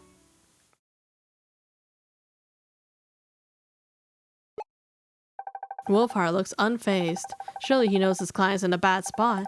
Why has he not said anything? It seems I have no choice. Detectives, allow me a moment to confer with my client in private. What's going on? What could you... Hold on, you're not thinking of... No way, you can't! When you're backed in the corner, it's eat or be eaten. I know what I'm doing, Mr. Watson. Oh, is he gonna throw Donner under the bus? Detectives, my client could not have killed his mother. He has an alibi for the time of his death. Your detective friend can tell you more. We have a lot to go over. This must be about the incident Ernest had brought him for questioning over. But hang on, I thought Ernest lost that interrogation. No way, this is part of his plan all along. He was never gonna let us win. Jesse, we better just give him some space. Let's go speak with Red. Is he gonna be like, I couldn't have killed my mom. I was busy robbing someplace. Good work in there, you two. Going against a bloodhound's never easy, but you weathered the storm like pros. Looks like you two got me the confession I was looking for after all. Maybe, but it seems like I'll have to rule Rain out as a suspect in that case. Don't be so sure about that, Miss Former Assistant. You'll need to find a new approach. Red's right. All we've done is open up a bunch of new questions. We'll have to regroup and find a new plan. Speaking of which... Amber, you're now free to go. Sorry for going so hard on you in there. It's fine. I think I'd just like to go home now. Oh yeah, no, Amber is definitely dumping Kelvin. I don't want any part of this anymore. I feel like I can't trust anyone. Oh yeah, no, God, she has so much trust issues now. Girl, dump Kelvin, go to therapy, open up your bakery, be a boss, you know? Look alive, here comes a bloodhound. Detectives, we have an agreement. Wolfheart, great to see you again. I understand you have something to tell me. My client is to cooperate you regarding the break-in last night. Why don't you get them up to speed on the matter? They seem to have been mistaken my client was elsewhere. I guess not every victory can be a satisfying one. Alright, Wolfhard. You and your client are staying here. We'll discuss this more afterwards. So what's this about a break-in? That's the matter I've been investigating today. Raiden was my primary suspect. Let me give you the rundown. Statement? Last night, around 11 p.m., there was a break-in at Azure City Police Headquarters. You robbed the cops? Why did Raiden rob us? What the hell? Wait, I just glanced at my second monitor.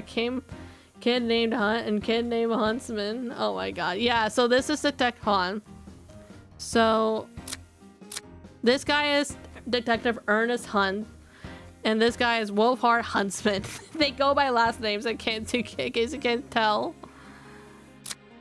Last night around 11 p.m., there was a break-in at Azure City Police Headquarters. Upon investigating, we found that the records room were targeted, and a single file was tampered with. Internal documents relating to the investigation of Ray Watson's death. Wait, so is this... So, okay, so in the previous 5 cases, the first case was a thing that was solved in that case, but it was sort of like an introduction to the rest of the cases. Does that mean there's gonna be more cases? Or is case 6 gonna be one big case that goes into Ray Watson's death? My investigation led me to the primary suspect, Raiden Watson, who lacked an alibi for that time. However, I couldn't get a confession. Wolfhard defended him well, and I was forced to release him. The Detective Hunt has been investigating a break-in. Okay, I think Raiden was like trying to look into his dad's death. But then who would kill him? What made Raiden your top suspect? Because Raiden already put in a number of requests to see the records on the case. He combed through every publicly available record on the matter, and suddenly we had a break-in on the very same case. Plus, he had dropped this at the scene. A key is a house key, specifically one used for an internal room. Oh, so Raiden didn't have his key. It's the same solid key as used in the Watson estate. Only problem is we couldn't lift any prints.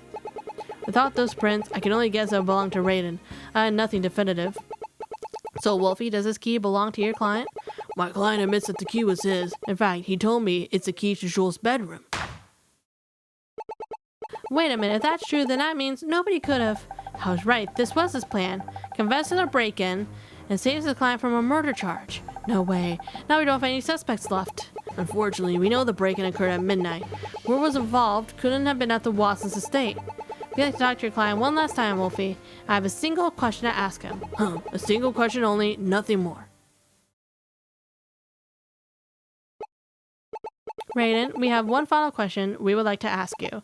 We understand you were involved in a different matter at the time of the fire. Because of that, we're dropping our case against you in favor of Detective Hunt's. However, I'm curious, why were you so interested in your dad's case? According to the news report, my dad died in an accident, but I knew that wasn't true since the day he died. Something was off about it. He was showing off his crown achievement, a newly constructed power plant to service Azure City. But during the tour, there was an accident. The power got switched on and there shouldn't have been any problems. It was a brand new facility. It had just passed every inspection. Oh wait, wasn't... Hold on, pause. Wasn't the brother Kelvin? Kelvin is Chief Compliance Officer. So he would have oversaw all the inspections. Oh my god, I'm suspicious of Kelvin now. I just knew someone faxed the facility did something.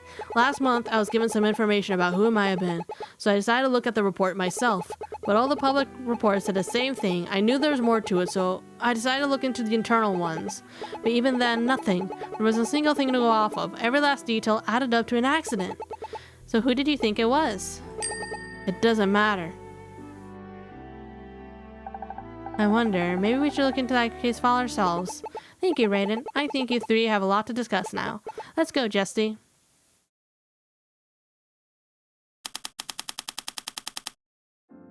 Well, there goes our case. Now I don't even know where to go from here. It's been a long day. I think we should end our investigation here for today. We can pick back up tomorrow morning. Looks like it came here at the perfect time. Was that really one question? Yeah, I mean, that was 2 questions, but Huntsman didn't say anything, so we're gonna take the victories, you know? Oh, Detective Feynman! I have just concluded my investigation for today. Seeing as you two have done the same, Let's say we go to Cotton Joe's. Drinks and food invigorate us for tomorrow. Sounds fun. I'm down. I haven't been there in a while. I'm down too. See, Fireman's okay. I mean, he's green, but, you know, he just started being a detective. I think he just wanted to prove himself. After a long day of investigations, the three of us got dinner together. There wasn't even a mention of our cases, only a celebratory dinner between co-workers. But in the back of my mind, I still wondered, did the Watsons kill their own mother? I can't say for sure, but I tried to keep it out of my mind, at least for that night. End of case 6, part 2. Okay, I think this is a good place to stop, because my voice is getting a little scratchy.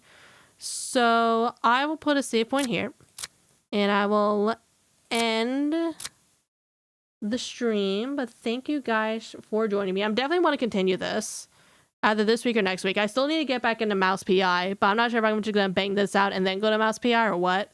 We'll see what the plan is. Where? Okay, there we go. But yeah, thank you guys a lot for joining me. Let me see. Oh, Zale streaming. Let's go raid Zale. God, I forgot how much I really love this game series. I need to see if, like, I have a feeling case 6 is going to be, like, because I think the first case in the cases 1 through 5 was shorter. I think this is going to be, like, one large case with a bunch of parts. I'll need to look into, because I know they released it in parts. I need to see how many parts there are, because if there's a lot of parts, then that confirms that it's going to be one long case. Because I'm not sure if they're planning on doing, like, more, like, another set of 5 cases or what. Yeah, let's go raid Zale. Yeah, hope you guys have a wonderful night, and I will see you guys later. Bye-bye.